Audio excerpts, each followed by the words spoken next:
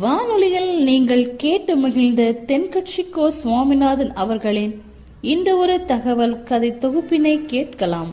ஒரு பெரிய கிராமம். அந்த கிராமத்தில் ஒரு பண்ணையார் வீடு. அதுதான் அந்த கிராமத்திலேயே பெரிய வீடு. ஒரு நாள் ஒரு திருடன் அந்த கிராமத்துக்கு வந்தான். சுற்றி பார்த்தான். அந்த பண்ணையார் வீடு கண்ணில் பட்டுது. இன்னைக்கு ராத்திரி இந்த வீட்டில் தான் நம்ம தொழிலை ஆரம்பிக்கணும் அப்படின்னு சொல்லி அவன் முடிவு பண்ணிக்கிட்டான். ஏன்னா அதுதான் அந்த கிராமத்திலே கொஞ்சம் பெரிய வீடு. அங்கே தான் அவன் எதிர்பார்க்குறது ஏதாவது கிடைக்கும் அப்படிங்கிறது அவனுடைய முடிவு. நடு ராத்திரி அவன் மெதுவாக சுவரேறி குதித்து அந்த பெரிய வீட்டுக்குள்ளே புகுந்தான். அங்கே போய் பார்த்தா முக்கியமான இடங்கள்ல எல்லாம் காவலுக்கு ஆள் நின்றுக்கிட்டு இருக்கிறாங்க ராத்திரி நேரத்தில். சரி, இந்த வீட்டில் நம்மால் திருட முடியாது அப்படின்னு முடிவு பண்ணிட்டு மெதுவாக வந்த வழியிலேயே திரும்பி வந்தான். அந்த சமயத்தில் காலில் ஏதோ தட்டுப்பட்டுது. என்னது அப்படின்னு சொல்லி குனிஞ்சு பார்த்தா அங்கே ஒரு பெரிய வெங்காய மூட்டை அடுக்கி வச்சிருக்கிறாங்க. சரி, வந்ததுக்கு வெறுங்கையோடு திரும்ப வேண்டாமே அப்படின்னு சொல்லி கையில் இருந்த ஒரு பெரிய பை நிறைய அதை அள்ளி போட்டுக்கிட்டான். வெங்காயத்தை போட்டுக்கிட்டு புறப்படுற சமயத்தில் கப்புன்னு கழுத்தில் ஒரு கை வந்து விழுந்தது. ஆள் மாட்டிக்கிட்டான். அதாவது காவலாளிகள் அவனை பிடிச்சி வச்சுக்கிட்டாங்க. மறுநாள் காலையில் அந்த திருடனை பண்ணையார் முன்னாடி கொண்டுட்டு போய் நிறுத்தினாங்க. ஐயா, இந்த ஆள் ராத்திரி நம்ம வீட்டில் திருடுறதுக்காக வந்தான். வெங்காயத்தை அள்ளிட்டு புறப்படுறப்போ மாட்டிக்கிட்டான் அப்படின்னாங்க.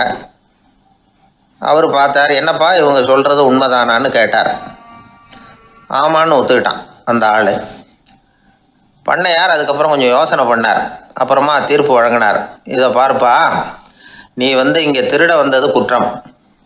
அதுக்காக நீ 100 ரூபாய் அபராதம் செலுத்தணும், அல்லது 100 கசையடிகள் வாங்கணும். அதுவும் இல்லைன்னா நீயே திருடுன அவ்வளவு வெங்காயத்தையும் பச்சையா என் கண் முன்னாடியே சாப்பிட்டுடணும். இதில் எந்த தண்டனையை ஏற்றுக்கிறது அப்படிங்கிறத பற்றி நீயே யோசனை பண்ணி முடிவு எடுத்துக்கலாம் அப்படின்னு சொல்லிவிட்டார். அதாவது இவனே முடிவு பண்ணிக்க வேண்டியது. 100 ரூபா பணம் கட்டுறியா, இல்லது சாட்டை அடி வாங்குறியா, அல்லது வெங்காயத்தை சாப்பிட்றியா, இதுதான் அவர் கொடுத்தது. நீயே முடிவு பண்ணி சொல்லுன்னு விட்டார். திருடன் கொஞ்சம் நேரம் யோசனை பண்ணி பார்த்தான்.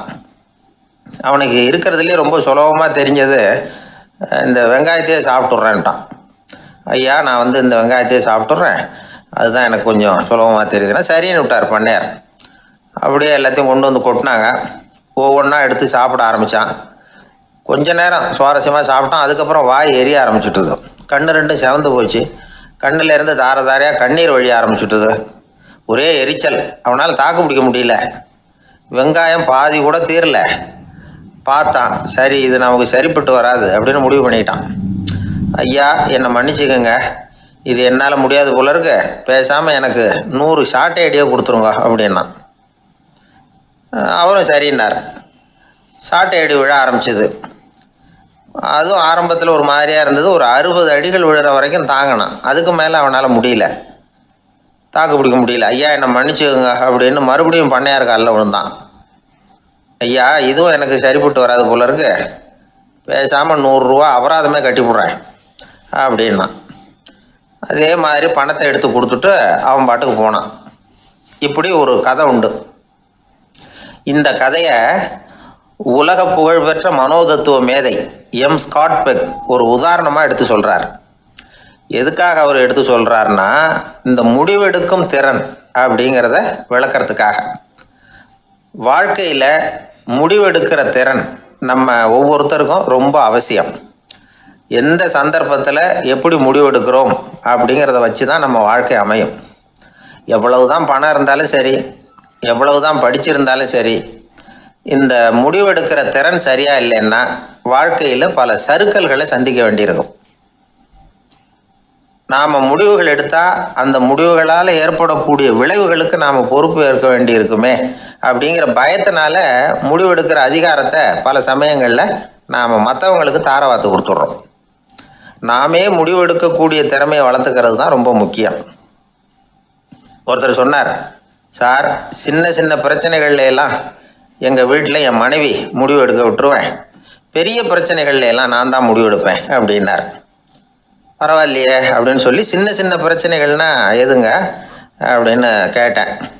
ஒன்றும் இல்லை, இந்த வீட்டு வருமானத்தை பெருக்கிறது எப்படி, வீட்டு செலவை சரி கட்டுறது எப்படி, வீட்டு செலவுக்கு வாங்கியிருக்கிற கடனை அடைக்கிறது எப்படி, இதெல்லாம் சின்ன சின்ன பிரச்சனைகள், என் மனைவி கிட்ட முடிவு எடுக்கிற விஷயத்தை விட்டுருவேன்னார்.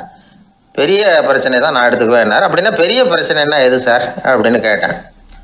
அது என்னென்னா, இந்த உலக பொருளாதாரத்தை மேம்படுத்துறது எப்படி, 21ஆம் நூற்றாண்டில் என்னென்ன சவால்களை சந்திக்க வேண்டியிருக்கும் உலகம், இதெல்லாம் நான் பார்த்துக்குவேன் அப்படின்னார்.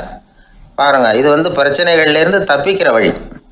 அதனால் வாழ்க்கையில் பிரச்சனைகளை சந்திக்கிறதுக்கு தயங்கக்கூடாது. அதே மாதிரி சரியான நேரத்தில் சரியான முடிவு எடுக்கிறதுக்கு நாம் கற்றுக்கணும். அது ரொம்ப முக்கியம். அந்த மரத்தின் உச்சியில் ஒரு பறவை கூடு, ஏதோ ஒரு பறவை கூடு கட்டியிருந்தது. அது என்ன பறவைன்னா ராஜாளி. ஒரு குரங்கு அந்த மரத்து கிளையில தாவி தாவி குதிச்சுக்கிட்டு இருந்தது. அப்போ இந்த கூட்டில் இருந்த முட்டை அது கண்ணில் போட்டுவிட்டுது. அதுக்கப்புறம் அது சும்மா இருக்குமா? விளையாட்டா ஒரு முட்டையை எடுத்தது, மரத்தை விட்டு கீழே இறங்குச்சு. கீழே ஒரு குப்பை மேட்டில் ஒரு கோழி சில முட்டைகளை அது பாட்டுக்கு இட்டு வச்சிருந்தது. குரங்கு தன் கையில் இருந்த ராஜாளி பறவையோட முட்டையை அந்த கோழி முட்டைகளோட சேர்த்து போட்டுட்டு போயிட்டுது. கோழி வந்தது, பார்த்தது, அதுக்கு ஒன்றும் வித்தியாசம் புரியல. தன்னுடைய முட்டைகளோடு சேர்த்து அந்த ராஜாளி முட்டையையும் சேர்த்து அடைகாத்துது. கொஞ்ச நாளில் குஞ்சுகள்லாம் பொரிச்சுது, எல்லாம் முட்டை விட்டு வெளியில் வந்தது. ராஜாளி பறவையோட குஞ்சு அந்த கோழி குஞ்சுகளோடவே சேர்ந்து வளர்ந்தது. மற்ற கோழி குஞ்சுகள் போலவே இதுவும் குப்பையை கிளறிச்சு புழு பூச்சிகளை சாப்பிட்டுது. காக்கைகள் தாக்கிறதுக்கு வந்ததுன்னா மற்ற கோழி குஞ்சுகள் மாதிரியே இதுவும் பயந்து போய் தாய் கோழியின் சிறகுகளுக்கு உள்ளே ஒளிஞ்சிக்கும். இப்படியே கொஞ்ச காலம் போச்சு. குஞ்சுகள்லாம் வளர்ந்து பெருசாகிட்டுது. சிலது சேவல்களாச்சு, சிலது கோழிகளாச்சு. அந்த ஒன்று மட்டும் ராஜாளி ஆச்சு. ஆனால் ஒரு விஷயம், தான் ஒரு ராஜாளிங்கிறது அந்த பறவைக்கு தெரியாது. தன்னையும் ஒரு கோழின்னே அது நினச்சிக்கிட்டு இருக்கு. அப்படி நினச்சிக்கிட்டு குப்பை மேட்டை கிளறிக்கிட்டு இருக்கு. ஒரு நாள் சாயந்தர நேரம் இந்த ராஜாளி பறவை கீழே அது பாட்டுக்கு வழக்கம் போல் குப்பையை கிளறிக்கிட்டு இருக்குது. அப்போது அண்ணாந்து பார்க்குது. வானத்தில் உயரத்தில் கூட்டமாக ராஜாளி பறவைகள் உல்லாசமாக வட்டம் அடித்து பறந்துக்கிட்டு இருக்கு. அதே இது பார்க்குது. இதுக்கு மனசுக்குள்ளே ஏக்கமாக போச்சான். அப்போது இதுக்கு ஆண்டவன் பேரில் கோபம் வந்துதான். ஆண்டவனுக்கு என் பேரில் ஏன் இந்த ஓர வஞ்சனை, என்னையும் ஒரு ராஜாளியாக படைச்சிருந்தா நானும் கூட இந்நேரம் ஆகாயத்தில் உல்லாசமாக பறந்துக்கிட்டு இருப்பேனே அப்படின்னு நினச்சி வருத்தப்பட்டு தான். இது வேடிக்கையாக இருக்குல்ல. ஒரு வகையில் பார்த்தா நாம் கூட இந்த ராஜாளி பறவை மாதிரி தான் வாழ்ந்துக்கிட்டு இருக்கோம் அப்படிங்கிறார் ஒரு உளவியல் நிபுணர். நம்மால் எவ்வளவு வேலை செய்ய முடியும் அப்படின்னு நாம் நினச்சிக்கிட்டு இருக்கிறோமோ அதை விட பல மடங்கு நம்மால் வேலை செய்ய முடியுமா, பல மடங்கு வேகமாகவும் வேலை செய்ய முடியும் அப்படிங்கிறார் அவர். நம்முடைய முழுமையான பலம் என்னங்கிறது நமக்கே தெரியறதில்ல, அதுதான் கஷ்டம். நம்முடைய பலம் தெரியாததுனால தான் நாம் எதுக்கு எடுத்தாலும் பயந்துக்கிட்டு இருக்கிறோம். ஒரு ஆள் இருந்தான், அவனுக்கு எப்படின்னா கோழியை கண்டா பயப்படுவான். ஏன் கோழியை கண்டா பயம்னா, அவனுக்கு மனசுக்குள்ள தான் ஒரு புழுன்னு நினைப்பு. தன்னை ஒரு புழுவா நினைக்கும் பொழுது, புழுன்னா கோழி கொத்தும்ல, அதனால கோழியை கண்டு பயப்பட ஆரம்பிச்சிட்டான். இவன் நடுங்கிடுவான். எதிரில் கோழி வந்ததுன்னா உடம்பு பூரா நடுங்க ஆரம்பிச்சிடும். வீட்டில் இருக்கிறவங்க பார்த்தாங்க. இவனை அழைச்சிட்டு போய் ஒரு மனநோய் மருத்துவமனையில் சேர்த்துட்டாங்க. அங்கே உள்ள டாக்டர் இவருக்கு சிகிச்சையெல்லாம் கொடுத்தார். ஒரு வாரம் இவனை தங்க வச்சு வேண்டிய சிகிச்சையெல்லாம் கொடுத்து மன ரீதியாக அவனை மாற்றி, சரி இனிமேல் நீ வீட்டுக்கு போகலாம்னு சொல்லி அனுப்பி வச்சார். வீட்டுக்கு புறப்பட்டான். அப்போ சொன்னார், இதை பாருப்பா, நீ வீட்டுக்கு போகலாம், நேராக வீட்டுக்கு போ, நல்லா ஞாபகம் வச்சுக்கோ, இனிமே நீ ஒரு புழு கிடையாது, மனுஷன், தைரியமாக புறப்படு, போயிட்டு வா அப்படின்னு சொல்லி வழி அனுப்பி வச்சார். சரிங்க டாக்டர்னு சொல்லிவிட்டு இவன் புறப்பட்டு போனான். பாதி வழி போயிருப்பான். லேசாக நிமிர்ந்து பார்க்குறான், எதிரில் ஒரு கோழி வந்துக்கிட்டு இருக்கு. அது பாட்டுக்கு சாதாரணமாக நடந்து வந்துக்கிட்டு இருந்தது. அவ்வளவுதான், இவன் உடம்பு கிடுகிடுன்னு ஆட ஆரம்பிச்சுட்டுது. திரும்பி ஓடி வந்துட்டான். டாக்டர் கேட்டார், ஏன்ப்பா திரும்பி ஓடி வந்துட்டேன்னு. பாதி தூரம் போயிட்டேன் டாக்டர், எதிரில் ஒரு கோழி வந்துக்கிட்டு இருக்குது, அதான் பயமாக இருந்தது, வந்துட்டேன்னா.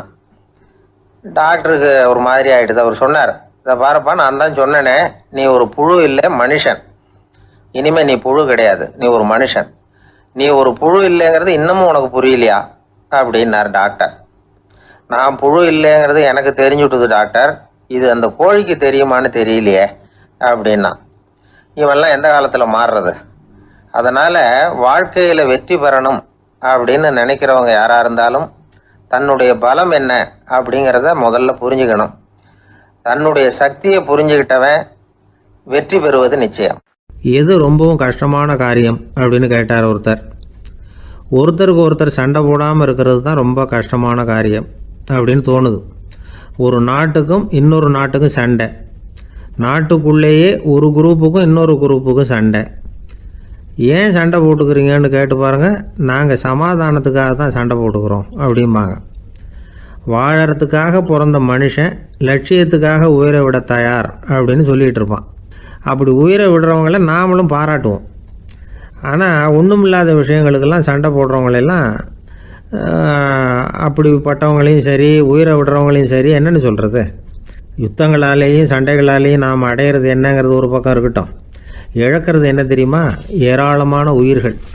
ரத்தம் சிந்துறதுக்கு நான் தயார் அப்படின்னு மார்தட்டி சொல்லலாம். ஆனால் ரத்தம் சிந்தினா உயிர் காத்துக்கிட்டு இருக்க தயார் இல்லை. அதாவது உயிர் நமக்காக காத்துக்கிட்டு இருக்க தயார் இல்லை. இழக்கிற ரத்தத்தை ஈடுகட்டினா தான் உயிரை காப்பாற்ற முடியும். அதனால் இது சம்மந்தமாக ஆராய்ச்சி செய்கிற கட்டாயம் ஏற்பட்டு போச்சு. அதோட விளைவாக புதுசாக ஒன்றை கண்டுபிடிச்சிருக்கிறாங்க. அதுதான் செயற்கை ரத்த பொடி.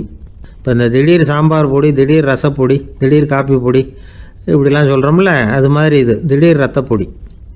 இஸ்ரேல் ஒரு சின்ன நாடு, மக்கள் தொகை குறைச்சல், அதோட போர்கள் வேறு. அதனால் காயம்பட்டவங்களை காப்பாற்றியே தீர வேண்டிய கட்டாயம். காப்பாற்றணும்னா ரத்த இழப்பை தடுக்கணும். அப்படின்னா உடனடியாக புது ரத்தம் செலுத்தி ஆகணும். திடீர்னு ரத்தம் வேணும்னா எங்கே போகிறது? அதுவும் கிடைக்கிற ரத்தம் சேர்கிற குரூப்பாக இருக்கணும். ஒரு வேடிக்கை பார்த்தீங்களா, நான் வேறு குரூப்பு நீ வேறு குரூப்புன்னு இவன் சண்டை போடுறான். இதில் அடிபட்டவனுக்கு ரத்தம் கொடுக்க போனால் அதுலேயும் அது வேறு வேறு குரூப்பாக இருக்குது. அது ரத்தமும் வேறு வேறு குரூப்புன்னு சொல்லிகிட்டு இருக்குது. எந்த குரூப்பு ரத்தம் வேணும்? அது உடனடியாக கிடைக்கலன்னா என்ன பண்ணுறது? இப்படிப்பட்ட கஷ்டம்லாம் நமக்கு வந்துடுது. இதுக்காக தான் விஞ்ஞானிகள் இந்த ரத்த பொடியை கண்டுபிடிச்சிருக்கிறாங்க. அதாவது ஒரு ஆள் அடிபட்டு போட்டான்னு வச்சுங்களேன், அவனுக்கு ரத்தம் கிடைக்கல, உடனே என்ன பண்ணலாம்? இந்த சுத்தப்படுத்தப்பட்ட தண்ணீரை கொஞ்சம் எடுத்துக்க வேண்டியது, அதில் இந்த ரத்த பொடியை கரைக்க வேண்டியது. இப்போ இந்த செயற்கை ரத்தம் தயாராகிட்டுது. இதை அந்த ஆள் உடம்புல ஏற்றி விட்டுற வேண்டியது. இயற்கையாக நம்ம உடம்புல இருக்கிற ரத்தம் என்னென்ன வேலை செய்யுதோ அதே வேலையை இதுவும் செய்யும். அதாவது ஆக்சிஜனை உடம்புல எல்லா இடத்துக்கும் எடுத்துகிட்டு போகுது. அந்த வேலையை இந்த செயற்கை ரத்தமும் செஞ்சுருது. ஆனால் ஒரு விஷயம், இந்த செயற்கை ரத்தம் ஒரு அவசரத்துக்கு தான் உபயோகப்படுத்தலாம், ஒரு முதல் உதவி மாதிரி. அதை அப்படியே நிரந்தரமாக விட்டுற முடியாது. பின்னாடி தேவையான குரூப்பு உண்மையான ரத்தம் கிடைச்ச உடனே அதை செலுத்திக்கணும். உண்மையான ரத்தத்தை 20லேருந்து 40 நாள் வரைக்கும் தான் பாதுகாக்க முடியும். அதுவும் குளிர்பதன பெட்டியில். அதுக்குள்ளே உபயோகப்படுத்தலைன்னா அது வீணாக போயிடும். இந்த ரத்த பொடி அப்படி இல்லை, எவ்வளோ நாள் வேணும்னாலும் அப்படியே வச்சுருக்கலாம். குளிர்பதன பெட்டியும் தேவையில்லை. ஆனால் ஒன்று, இது தண்ணியில் கலந்து செயற்கை ரத்தமாக ஆக்கிவிட்டா அதோட வலு 72 மணி நேரம் தான். அதாவது 3 நாள். அதுக்குள்ளே அந்த ஆசாமியை எங்கேயாவது ஆஸ்பத்திரிக்கு தூக்கிட்டு போய் உண்மையான ரத்தத்தை கொடுத்துடணும். சண்டையில் அடிபடுறவங்க, சாலை விபத்தில் அடிபடுறவங்க, இவங்களுக்கெல்லாம் அவசரத்துக்கு கை கொடுத்து உதவுறது இந்த செயற்கை ரத்த பொடி. அதுக்கப்புறம் நாம் கொடுக்குற ரத்தம் தான் அவங்கள காப்பாற்றணும். இன்றைக்கி ரத்தத்தை தானமாக கொடுக்க தயாராக இருக்கிற நல்ல உள்ளங்கள் ஏராளம். எவ்வளவு ஆக்சிடெண்ட்டு, ஆப்ரேஷன், இதில் சம்மந்தப்பட்டவங்களை காப்பாற்றுறது நாம் தானமாக கொடுக்குற ரத்தம் தானே. ஒரு ஆக்சிடெண்ட்டு, ஒரு ஸ்கூட்டர் ஒரு ஆள் மேலே மோதி விட்டுது, பார்த்து வரக்கூடாதா அப்படின்னா அந்த ஆள், நீ தான் பார்த்து நடக்கணும், ஏன்னா 20 வருஷமாக நான் அந்த ஸ்கூட்டரை ஓட்டிகிட்டு இருக்கிறேன் அப்படின்னு நான் இவன். இதுக்கு அவன் சொன்னானா, நீ தான் பார்த்து ஓட்டணும், ஏன்னா 40 வருஷமாக நான் இப்படி நடந்துக்கிட்டு இருக்கிறேன் அப்படின்னு நானா. திபேத் நாட்டில் புத்த மடாலயங்கள் நிறைய உண்டு. அதுக்கு ஒரு தலைமையகமும் உண்டு. அது இந்த திபேத் தலைநகரம் லாசாவில் இருக்குது. ரொம்ப காலத்துக்கு அப்பால் அதை பற்றியெல்லாம் நிறைய விவரங்கள் எழுதி வச்சுருக்கிறாங்க. அது இப்போவும் நமக்கு கிடைக்குது. அதாவது ரொம்ப தூரத்துக்கு அந்தாண்ட மலைகளுக்கு நடுவில் ஒரு கிளை மடாலயம். அந்த மடத்தின் தலைவருக்கு வயசாகிட்டு தான். அதனால் தலைமை பொறுப்பை வந்து வேற ஒருத்தர்கிட்ட ஒப்படைக்கலாம் அப்படின்னு முடிவு பண்ணாராம். உடனே ஒரு லாமாவை கூப்பிட்டார். அவர் மூலமாக தலைமை மடாலயத்துக்கு செய்தி அனுப்புனார், பொருத்தமான வாரிசு ஒருத்தரை அனுப்பி வைக்கும்படியாக. அந்த வாலிப லாமா புறப்பட்டார். காடு மேடெல்லாம் நடந்து போகிறார். ரொம்ப நாள் கழித்து தலைமை பீடத்தை அடைஞ்சார். தலைமை குருக்கிட்ட விவரத்தை சொன்னார். தகுதியான ஒருத்தரை அனுப்பி வச்சா அழைச்சிட்டு போகிறேன் அப்படின்னார். சரி, நாளைக்கு காலையில் நீங்கள் அவங்க எல்லாரையும் அழைச்சிட்டு போகலாம்னார் அவர். அவங்க எல்லாரையுமா? அங்கே தேவைப்படுறது ஒருத்தர் தானே அப்படின்னார் இவர். ஆமான்னார். அப்புறம் ஏன் எல்லாரையும் அழைச்சிட்டு போக சொல்கிறீங்கன்னார். அது இப்போ உனக்கு புரியாது. நான் ஒரு 100 பிக்குகளை அனுப்புகிறேன், அதாவது பிட்சுகளை. அவ்வளவு பேரையும் அங்கே வச்சு சமாளிக்க முடியாது அப்படின்னாரு இவர். இருந்தாலும் இப்போ அந்த தலைமை குரு என்ன சொன்னார்னா, அதை பற்றி கவலைப்படாத, நான் வந்து 100 பேரை அனுப்புகிறேன். அதில் 99 பேர் வழியிலேயே காணாமல் போடுவாங்க, ஒருத்தன் மட்டும்தான் வருவான். அவனும் அங்கே வந்து சேர்ந்துட்டானா நீ ரொம்ப கொடுத்து வச்சவன் அப்படின்னார். இவருக்கு ஒன்றும் புரியல. இருந்தாலும் மறுநாள் அந்த வாலிப லாமா 100 பேரை அழைச்சிக்கிட்டு புறப்பட்டார். போகிற வழியிலேயே பல பேர் அங்கங்கே பிச்சுக்கிட்டு போயிட்டாங்க. அவர் சொன்னது மாதிரியே. வழியில் அவங்க ஊர்கள் இருந்தது தான் காரணம். அப்பா அம்மாவை பார்த்துட்டு வரேன் அப்படின்னு கொஞ்சம் பேர் போனாங்க. சொந்த பந்தத்தை பார்த்துட்டு வரேன் அப்படின்னு கொஞ்சம் பேர். ஒரு வாரம் ஆச்சு. இப்போ மிஞ்சினது 10 பேர் தான். வழியில் ஒரு நகரம். அங்கே சில பிட்சுக்கள் வந்து சந்தித்தாங்க. எங்கள் மடத்து தலைவர் இறந்துட்டார், உங்களில் யாராவது ஒருத்தர் எங்களுக்கு தலைவராக முடியுமா அப்படின்னு கேட்டாங்க. 10 பேரும் தயார். அதில் ஒருத்தரை அழைச்சிக்கிட்டு அவங்க போயிட்டாங்க. இன்னொரு ஊரில் சில பேர் வந்தாங்க, வழி மறிச்சாங்க. நில்லுங்க, எங்கள் மன்னர் மகளுக்கு திருமணம், அதை நடத்தி வைக்க 3 லாமாக்கள் தேவை அப்படின்னாங்க.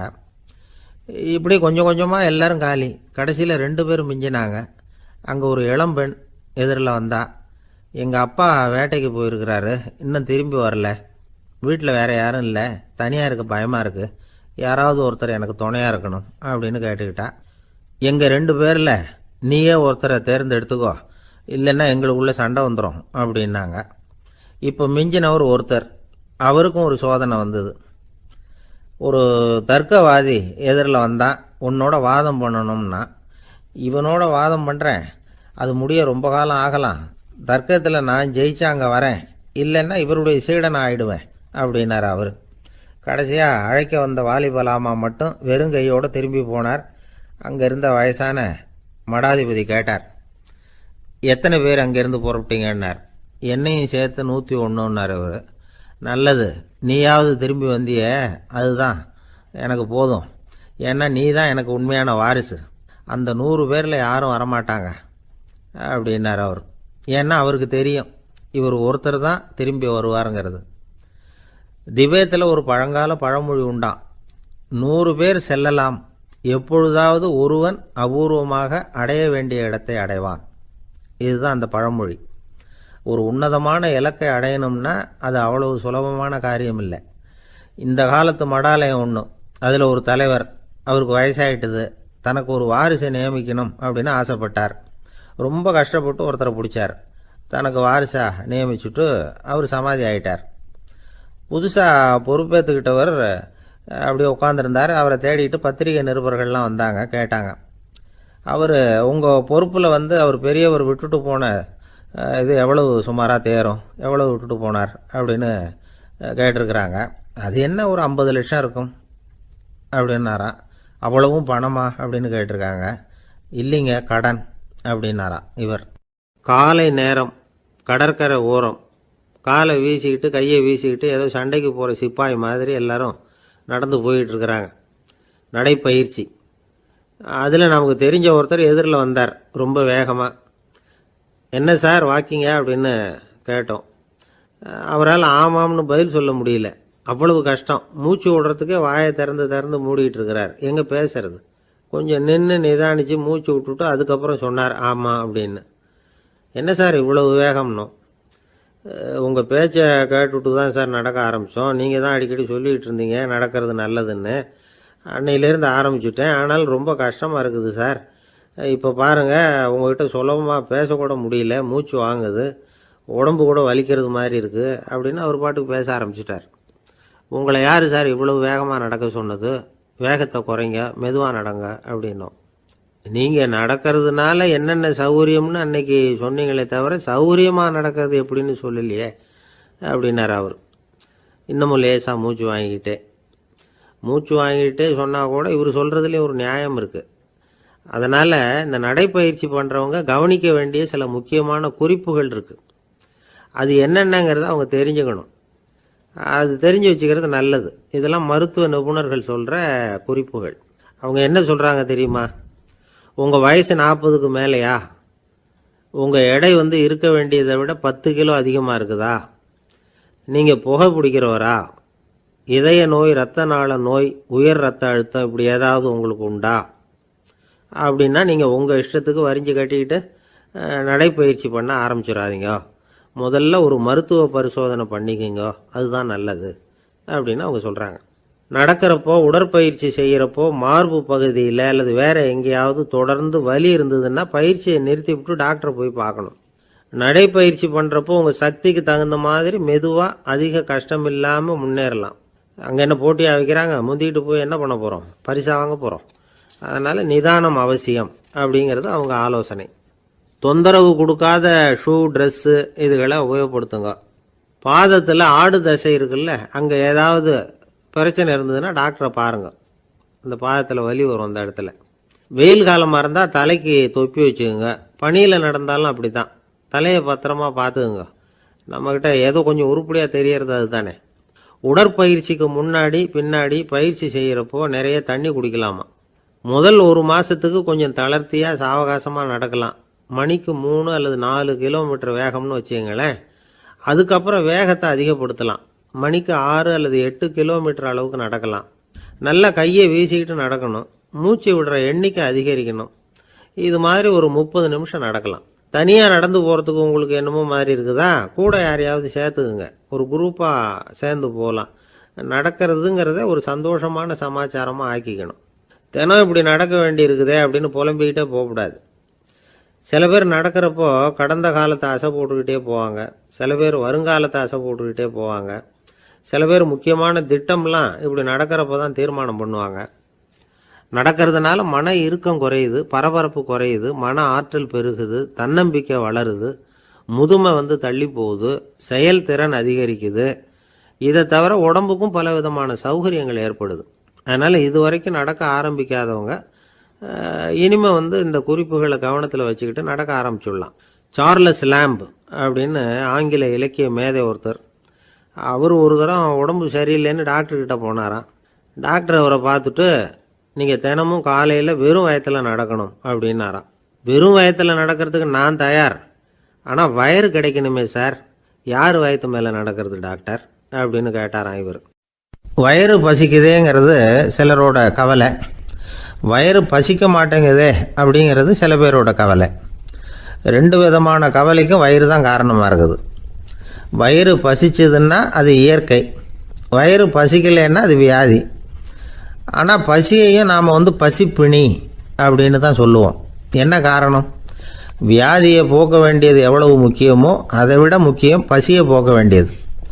ஒரு சமுதாயத்தில் பசிப்பிணியே இருக்கக்கூடாது, அதுதான் நல்ல சமுதாயம். பசியை போக்கணும்னா சாப்பாடு போடணும், பசியின்மையை போக்கணும்னா வைத்தியம்தான் பண்ணணும். இது சம்பந்தமாக எவ்வளவோ ஆராய்ச்சிகள் நடக்குது, நிறைய மருந்து கண்டுபிடிச்சிருக்கிறாங்க. நம்ம உடம்புல பசியை தூண்டக்கூடிய பகுதி எது, இதை முதல்ல தெரிஞ்சுக்கணும் இல்லையா? நாம் சாப்பிட்ற ஆகாரம் செரிக்கிறதுக்கு எது காரணம் தெரியுமா? நம்ம மூளையோட பின்பகுதி தான் அதுக்கு காரணமாக இருக்குதாம். மூளையின் பின்பகுதியில் நரம்பு செல்களால் ஆன 2 வகையான ஆரக்சின்கள் தான் பசியை உண்டாகுது அப்படின்னு கண்டுபிடிச்சிருக்கிறாங்க. 2 ஆய்வாளர்கள் இதை கண்டுபிடிச்சிருக்காங்க. அவங்க 2 பேரும் டெக்சாஸ் பல்கலைக்கழகத்தில் ஹார்வர்டு ஹக்ஸ் மருத்துவ கல்வி நிலையத்தில் பணிபுரிகிறவங்களாம். உண்பது தேவைங்கிறது உணரப்படும் போது மூளையின் அந்த குறிப்பிட்ட பகுதி ஆரக்சின் அப்படிங்கிற ஹார்மோன்களை சுரக்கும். அது பசி உணர்வை தூண்டும் அப்படிங்கிறது தான் அந்த ஆய்வாளர்களின் கண்டுபிடிப்பு.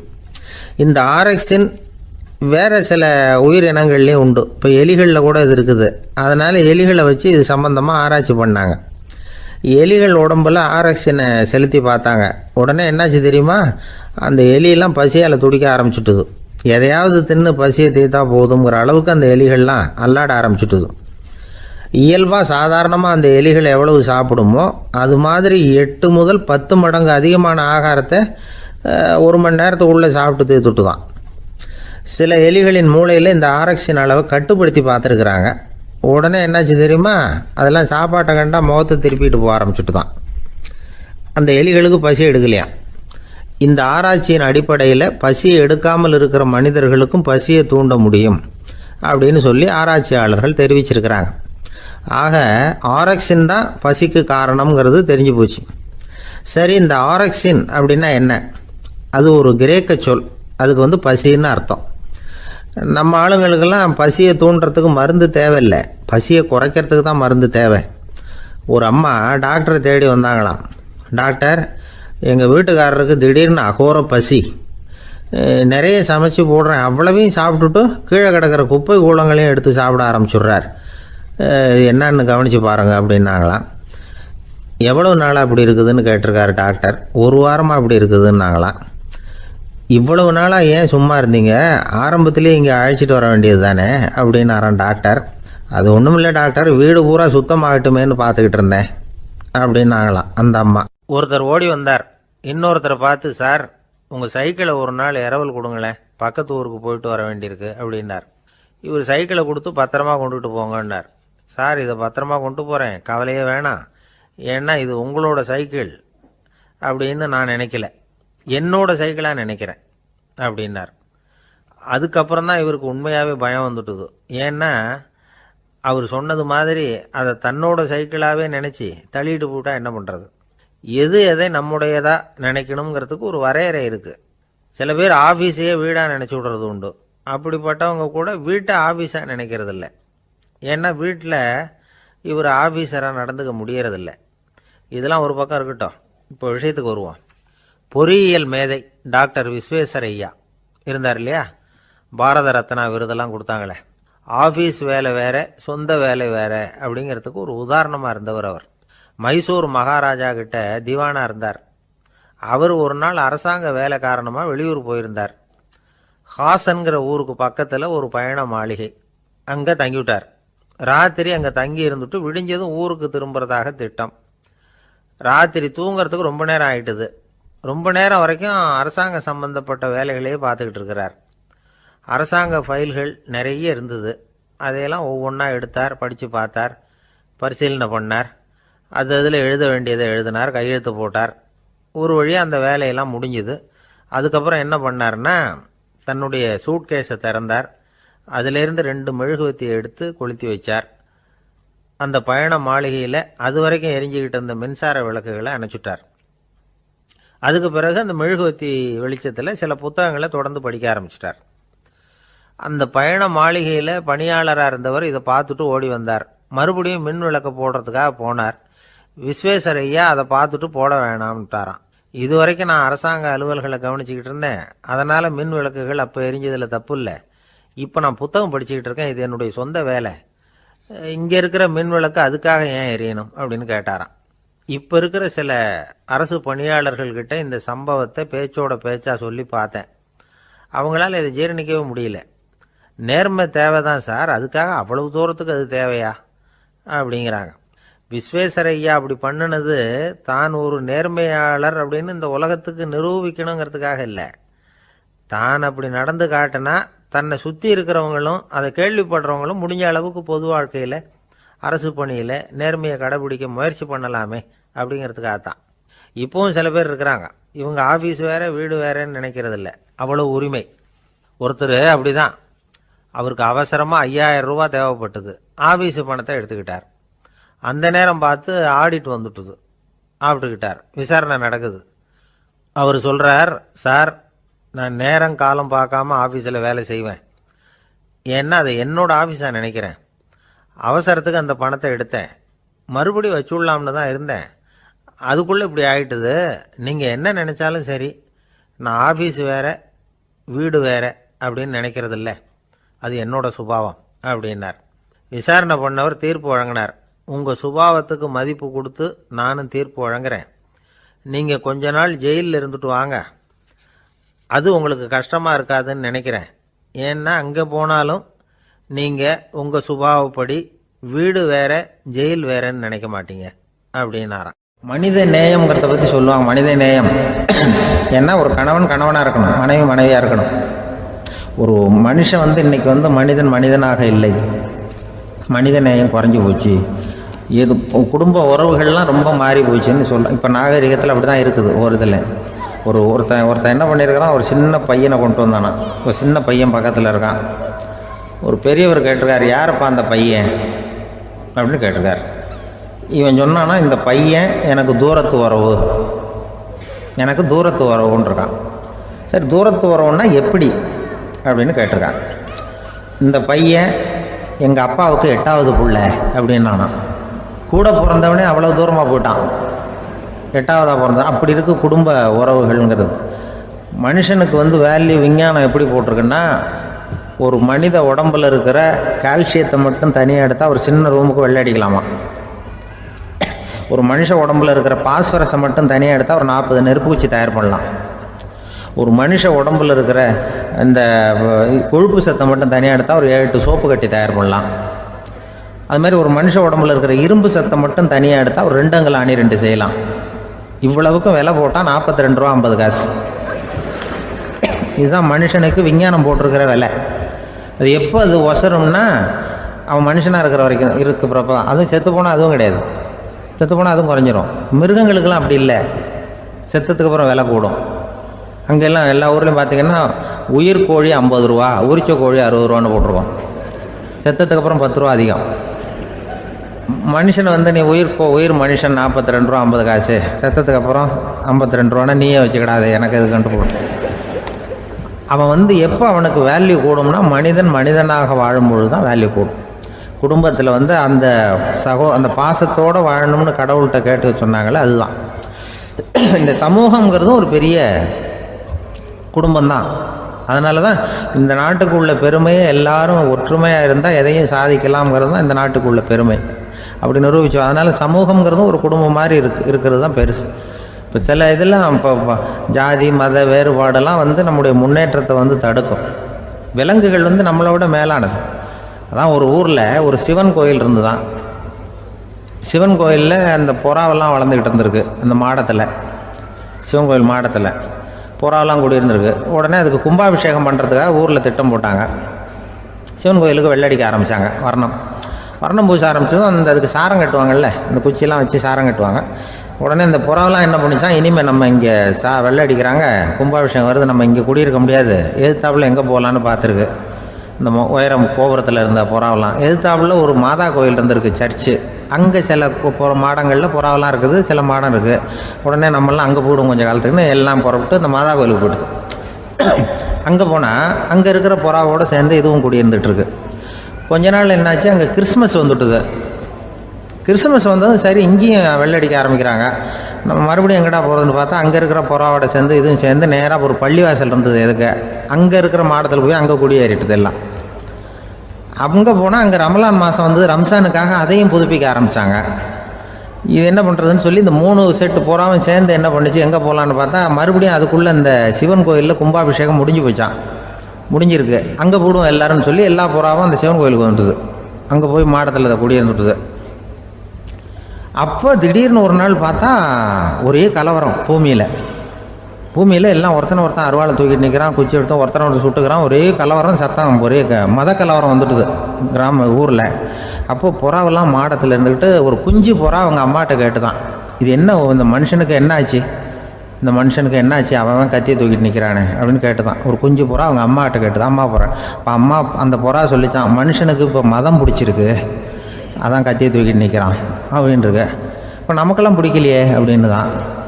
அப்போ அந்த புறா சொல்லித்தான், அந்த பாருமா, நாம் வந்து இந்த சிவன் கோயிலில் இருந்தாலும் நமக்கு புறான்னு தான் பேர், இந்த மாதா கோயிலுக்கு போனாலும் நமக்கு புறான்னு தான் பேர், பள்ளிவாசலுக்கு போனாலும் நமக்கு புறான்னு தான் பேர். அந்த மனுஷன் அப்படி இல்லை. அவன் இங்கே இருக்கிற வரைக்கும் இந்துன்னு சொல்லுவான், அங்கே மாதா கோயில் இருந்தான்னா கிறிஸ்தவன்னு சொல்லுவான், பள்ளிவாசலில் இருந்தான்னா முஸ்லீம்னு சொல்லுவான்.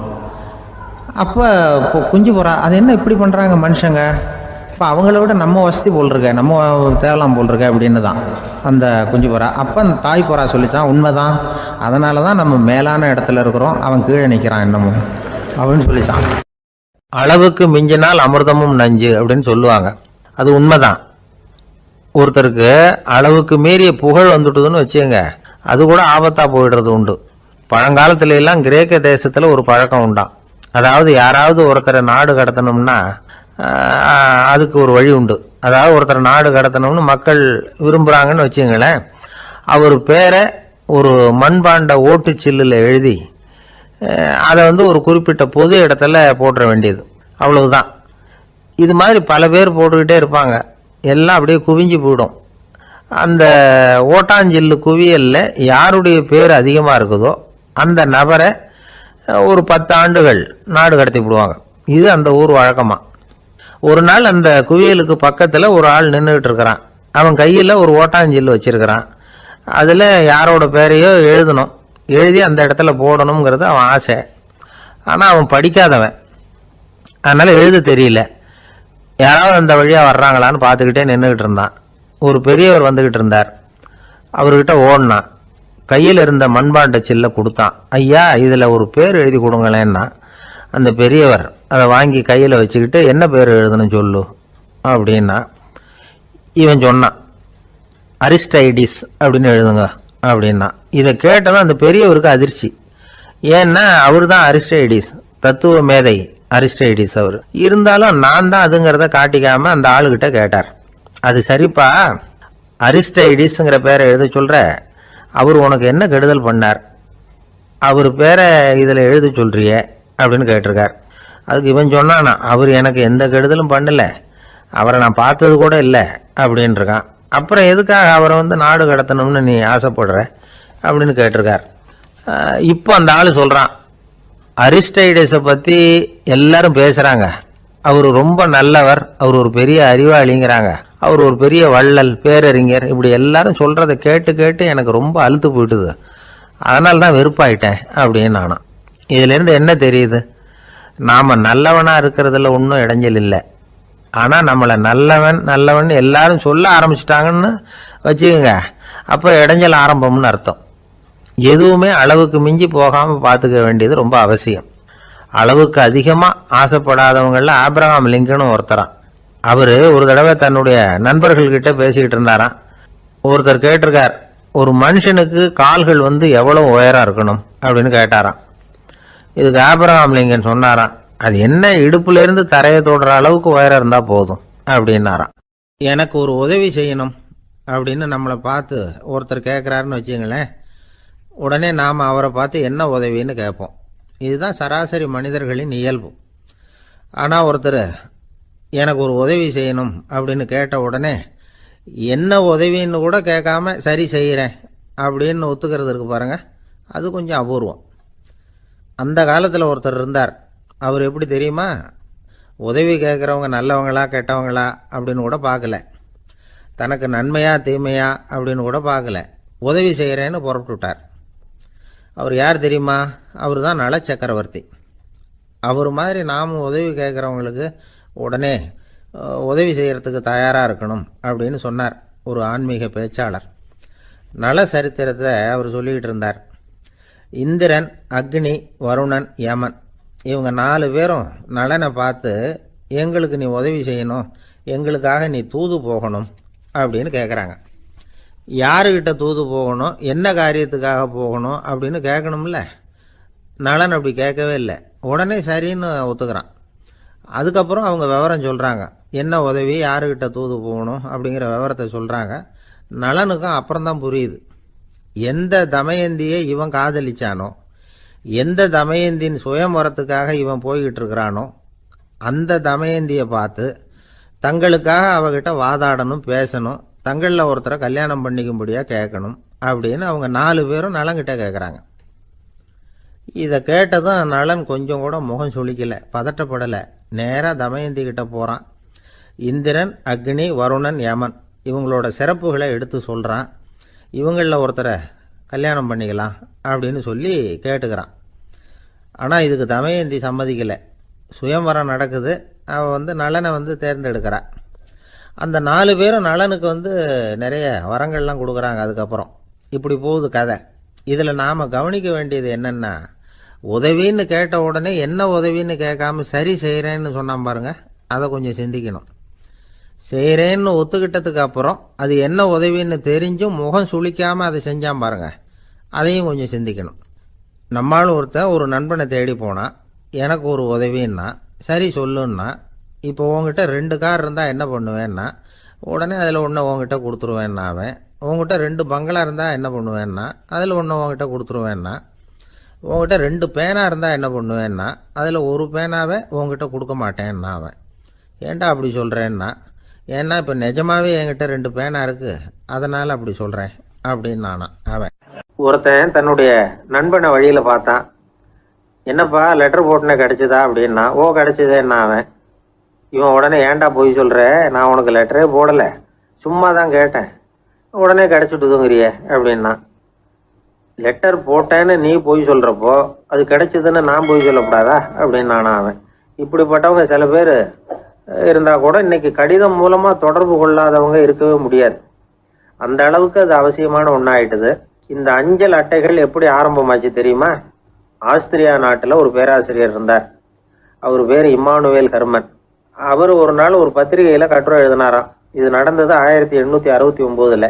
அவர் எழுதின கட்டுரையில் மக்கள் அதிகம் செலவு இல்லாமல் ஒருத்தருக்கு ஒருத்தர் தகவல் பரிமாறிக்கிறது எப்படி அப்படிங்கிறத பற்றி எழுதியிருந்தார். அதுக்கு சில யோசனைகளை அவரே எழுதியிருந்தாராம். எப்படின்னா, அந்த கட்டுரையை எல்லாரும் படித்து பார்த்துருக்குறாங்க, அவர் சொன்ன யோசனைகள் என்னன்னு. அது அரசாங்கத்தின் கவனத்துக்கும் அது போச்சான். ஆகா, இது அவர் சொல்கிற யோசனை நல்லா இருக்கும் போல் இருக்கு அப்படின்னு அவங்களே நினச்சிருக்கிறாங்க. அவ்வளவுதான். உடனே அந்த யோசனையை நடைமுறைக்கு கொண்டுகிட்டு வந்தாங்களாம்.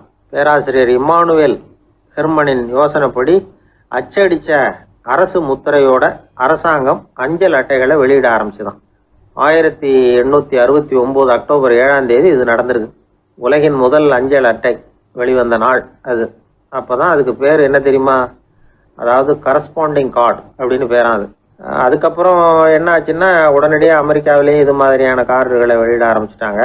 அங்கே இதுக்கு என்ன பேர் தெரியுமா? Postal card.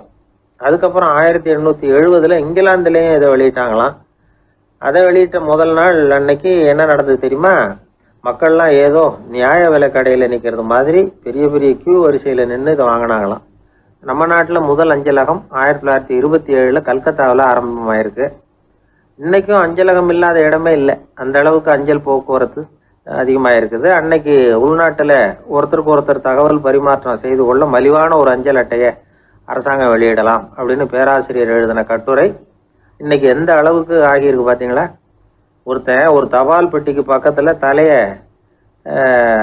வச்சுக்கிட்டு அவன் பாட்டுக்கு நின்றுட்டு இருந்திருக்கான். அங்கே இருந்து இன்னொருத்தன் கேட்டிருக்கான், என்ன ஆச்சுன்னு. கொஞ்ச நேரத்துக்கு முன்னாடி இந்த தபால் பெட்டியில் ஒரு கார்டு எழுதி போட்டேன், விவரமெல்லாம் நல்லா தான் எழுதியிருக்கிறேன், ஆனால் அட்ரஸ் எழுத மறந்துட்டேன் அப்படின்னு நானா. உடனே அவன், அதுக்காக கவலைப்படாத, நான் போட்ட கார்டில் அட்ரஸ் எல்லாம் பின்கோடு உள்பட கரெக்டாக எழுதியிருக்கேன், ஆனால் விவரம் எழுத மறந்துட்டேன் நானா. கவலைப்படாத, கொஞ்ச நேரத்தில் தபால்காரர் வருவார், பெட்டியை திறந்ததும் நம்ம லெட்டரை கேட்டு வாங்கிக்கலாம்னா ஒருத்தன். கொஞ்ச நேரத்துக்கு முன்னாடி அவர் வந்தார், கேட்டேன், அதுக்கப்புறம் தான் மனசுக்கு ரொம்ப கஷ்டமாக போச்சு நானா. இவன் ஏண்டான்னு கேட்டிருக்கான். அவன், இது தபால் புட்டு இல்லையா. ஒரு நண்பர் யாருக்கோ ஃபோன் பண்ணிகிட்டு இருந்தார். அவர் பேசி முடித்ததும் நான் அவரை பார்த்து, இப்போ ஃபோன் பண்ணிங்களே, அந்த ஃபோன் நம்பர் என்ன அப்படின்னு கேட்டேன். அவர் தலையை சொரிஞ்சுக்கிட்டார், ஞாபகம் வரலன்னார். சரி சார், அதை விடுங்க, உங்கள் மனைவி பேர் என்ன அப்படின்னு கேட்டேன். மாலதின்னார்.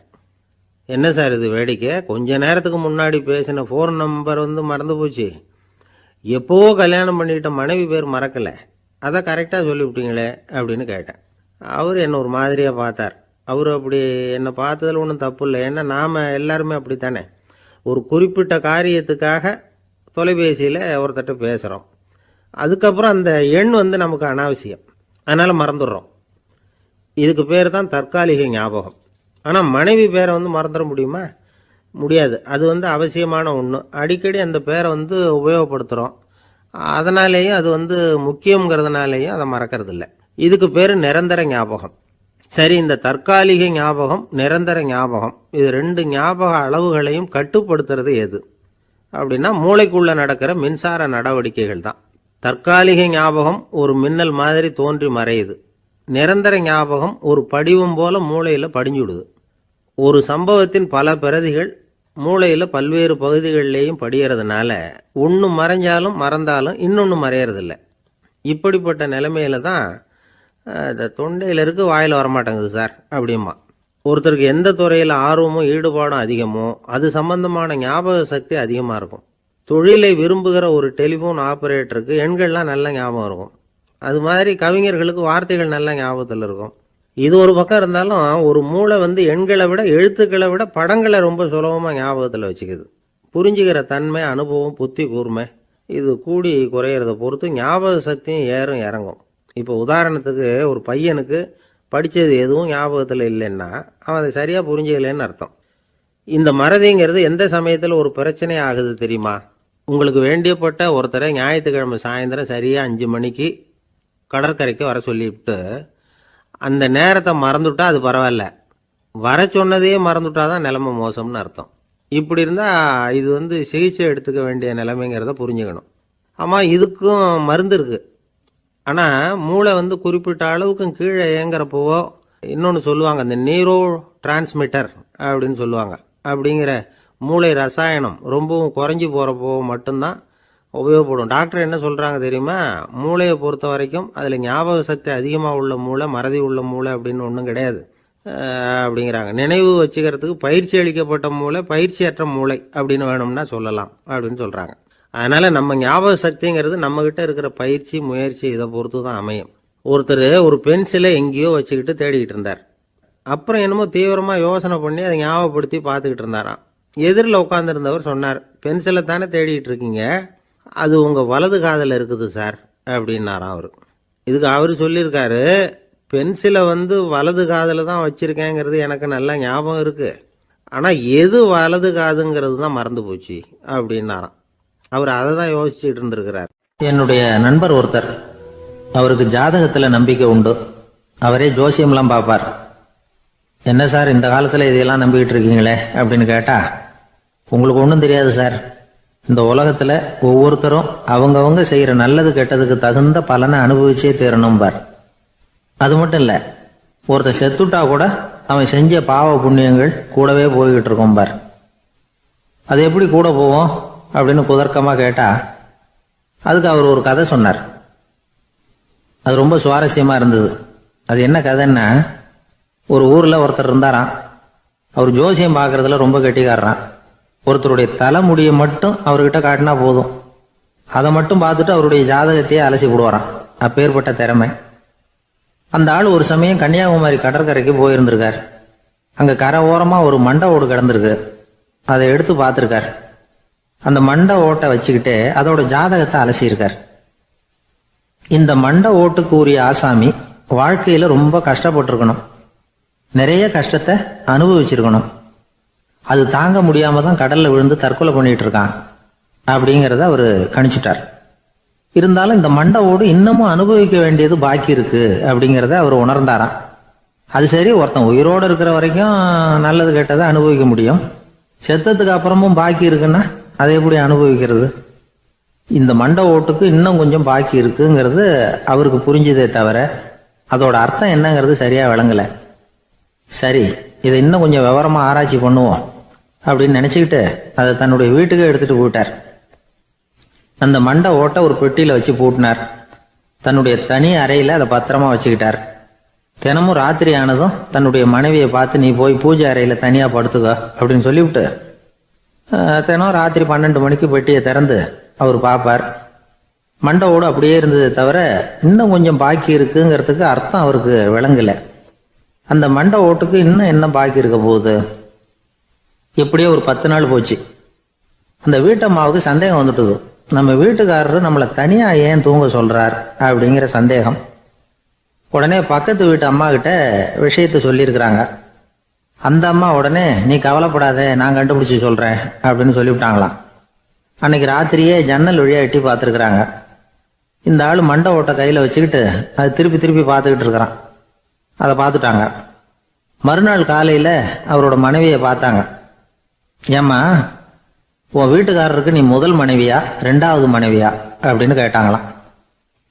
எனக்கு தெரிஞ்ச வரைக்கும் நான் ஒருத்தி தான் அவருடைய மனைவி அப்படின்னாங்களாம் அவங்க.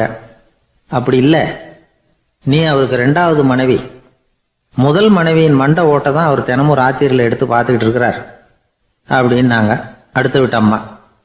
அப்படியா விஷயம் அப்படின்னு சொல்லிவிட்டு கணவன் வீட்டில் இல்லாத நேரமாக பார்த்து அந்த மண்டை ஓட்டை எடுத்து கொண்டாந்து ஒரு உரல்ல போட்டு உலக்கையால் குத்தி நொறுக்க ஆரம்பிச்சிட்டாங்க. வெளியில் போயிருந்த அந்த ஆள் அப்போ தான் உள்ளே நுழைஞ்சார். மண்டை ஓடு உலக்கை கிட்ட குத்து வாங்கிக்கிட்டு இருக்கு. அது அனுபவிக்க வேண்டியது இன்னும் கொஞ்சம் பாக்கி இருக்குங்கிறதுக்கு அர்த்தம் எனக்கு இப்போ தான் புரிஞ்சுது அப்படின்னாராம் அவர். இந்த கதையிலேருந்து நாம் இன்னொரு நீதியையும் புரிஞ்சுக்கணும். அதாவது நம்ம வீட்டை பற்றி நமக்கு புரியாததெல்லாம் அடுத்த வீட்டுக்கு. ஒரு ஊரில் 4 நண்பர்கள் இருந்தாங்க. 4 பேரும் சோம்பேறிகள். 4 பேருக்கும் எந்த வேலையும் செய்யறதுக்கு உடம்பு வளையறதில்லை. இருந்தாலும் சோம்பேறித்தனத்தில் ஒருத்தருக்கு ஒருத்தர் கொஞ்சம் வித்தியாசம் உண்டு. அதுக்கு தகுந்த மாதிரி அவங்களுக்கு பேர் அமைஞ்சு போச்சு. ஒருத்தன் கால் சோம்பேறி, இன்னொருத்தன் அரை சோம்பேறி, அடுத்தவன் முக்கால் சோம்பேறி, கடைசி ஆள் முழு சோம்பேறி. இவங்க 4 பேரும் நண்பர்கள். அப்புறம் எப்படி காரியம் நடக்கும்? 4 பேரும் ஒரு வீதியில் அப்படியே நடந்து போய்கிட்டு இருக்கிறாங்க. நல்ல பசி. எங்கேயாவது சோறு போடுவாங்களா அப்படின்னு பார்த்துக்கிட்டே வந்தாங்க. அவங்க வந்த வழியில் ஒரு ரூபா காசு கிடந்தது தரையில். அவங்க கண்ணில் அது பட்டுது. ஆனாலும் அதை குனிஞ்சு எடுக்கணுமே, அதுக்கு சோம்பேறித்தனம். முழு சோம்பேறி பார்த்தான். பக்கத்தில் வந்துக்கிட்டு இருந்த முக்கால் சோம்பேறிக்கிட்ட சொன்னானா, டேய் அதை கொஞ்சம் குனிஞ்சு எடுறா அப்படின்னானா. அவன் என்ன பண்ணான் தெரியுமா? அதுக்கு அடுத்தபடியாக வந்த அரை சோம்பேறிக்கிட்ட சொன்னானா, டேய் நீ அதை கொஞ்சம் குனிஞ்சு எடுறா அப்படின்னானா. அவன் இவனை விட மோசம். அடுத்தவங்ககிட்ட சொல்லியிருக்கிறான். அவனும் குனியறதுக்கு தயாராக இல்லை. ஆக கூடி கடைசியில் யாருமே காசை எடுக்கலை. என்னத்துக்கு அனாவசியமாக உடம்ப வளைச்சிக்கணும் அப்படின்னு எல்லாரும் பேசாமல் வந்துட்டாங்க. அவங்க பாட்டுக்கு நடந்து வந்துக்கிட்டே இருக்கிறாங்க. எதிரில் ஒருத்தன் வாழைப்பழத்தை வண்டியில் வச்சு தள்ளிக்கிட்டே வந்தான். ரூபாய்க்கு 4 பழம்னு கூவி விற்றுக்கிட்டே வர்றான். இப்போ அந்த முழு சோம்பேறி சொன்னானா, டேய் வழியில் கிடந்ததை ரூபா, அதையாவது எடுத்துக்கிட்டு வந்திருந்தா இப்போ இந்த பழத்தை வாங்கி ஆளுக்கு ஒன்று சாப்பிடலாமே அப்படின்னானா. ஆமாம் சாப்பிட்ருக்கலாமே அப்படின்னாங்களாம் மற்றவங்களும். ஆனாலும் திரும்பி போய் அதை எடுக்கணும்னு யாருக்கும் தோணலை. பேசாமல் சோர்ந்து போய் நடந்து வந்தாங்களாம். இருட்டி போச்சு. வழியில் ஒரு கோவில். சரி இங்கேயே படுத்து தூங்குவோம் அப்படின்னா ஒருத்தன். அதுதான் சரின்னாங்க மற்றவங்களும். அப்படியே மண்டபத்தில் படுத்துட்டாங்க. கோவில் அர்ச்சகர் வேலையெல்லாம் முடிச்சு விட்டு வெளியில் வந்திருக்காரு. இவங்கள பார்த்தாராம். ஏன் இப்படி சோர்ந்து போய் கிடக்குறீங்க அப்படின்னு விசாரிச்சிருக்காரு. 2 நாளாச்சுங்க நாங்கள் சாப்பிட்டு அப்படின்னாங்களாம். அவர் உடனே ஐயோ பாவம் அப்படின்னு சொல்லி பானை, விறகு, அரிசி, தண்ணி எல்லாம் கொடுத்து நீங்களே சமையல் பண்ணி சாப்பிட்டுக்குங்க அப்படின்னு சொல்லிவிட்டு போயிட்டார். இந்த 4 பேருக்கும் சமையல் பண்ணி சாப்பிடணும்னு ஆசையாக தான் இருந்தது. ஆனால் அடுப்பு பற்ற வைக்கணுமே, அதுக்கு தீப்பெட்டி வேணுமே. தீப்பெட்டி இல்லை. இப்போ முழு சோம்பேறி ஆரம்பித்தான். அடுத்தவனை பார்த்து, டேய் கடைக்கு போய் ஒரு தீப்பெட்டி வாங்கிட்டு வாயேன் அப்படின்னு நானா. அவன் வழக்கம் போல் அடுத்தவங்ககிட்ட சொல்லியிருக்கான். அவன் அதுக்கு அடுத்தவங்ககிட்ட சொல்லியிருக்கிறான். கடைசியாக கால் சோம்பேறிக்கிட்ட வந்து சேர்ந்தது. அவனும் அது நம்மால் முடியாது அப்படின்னு பேசாமல் இருந்துட்டான்.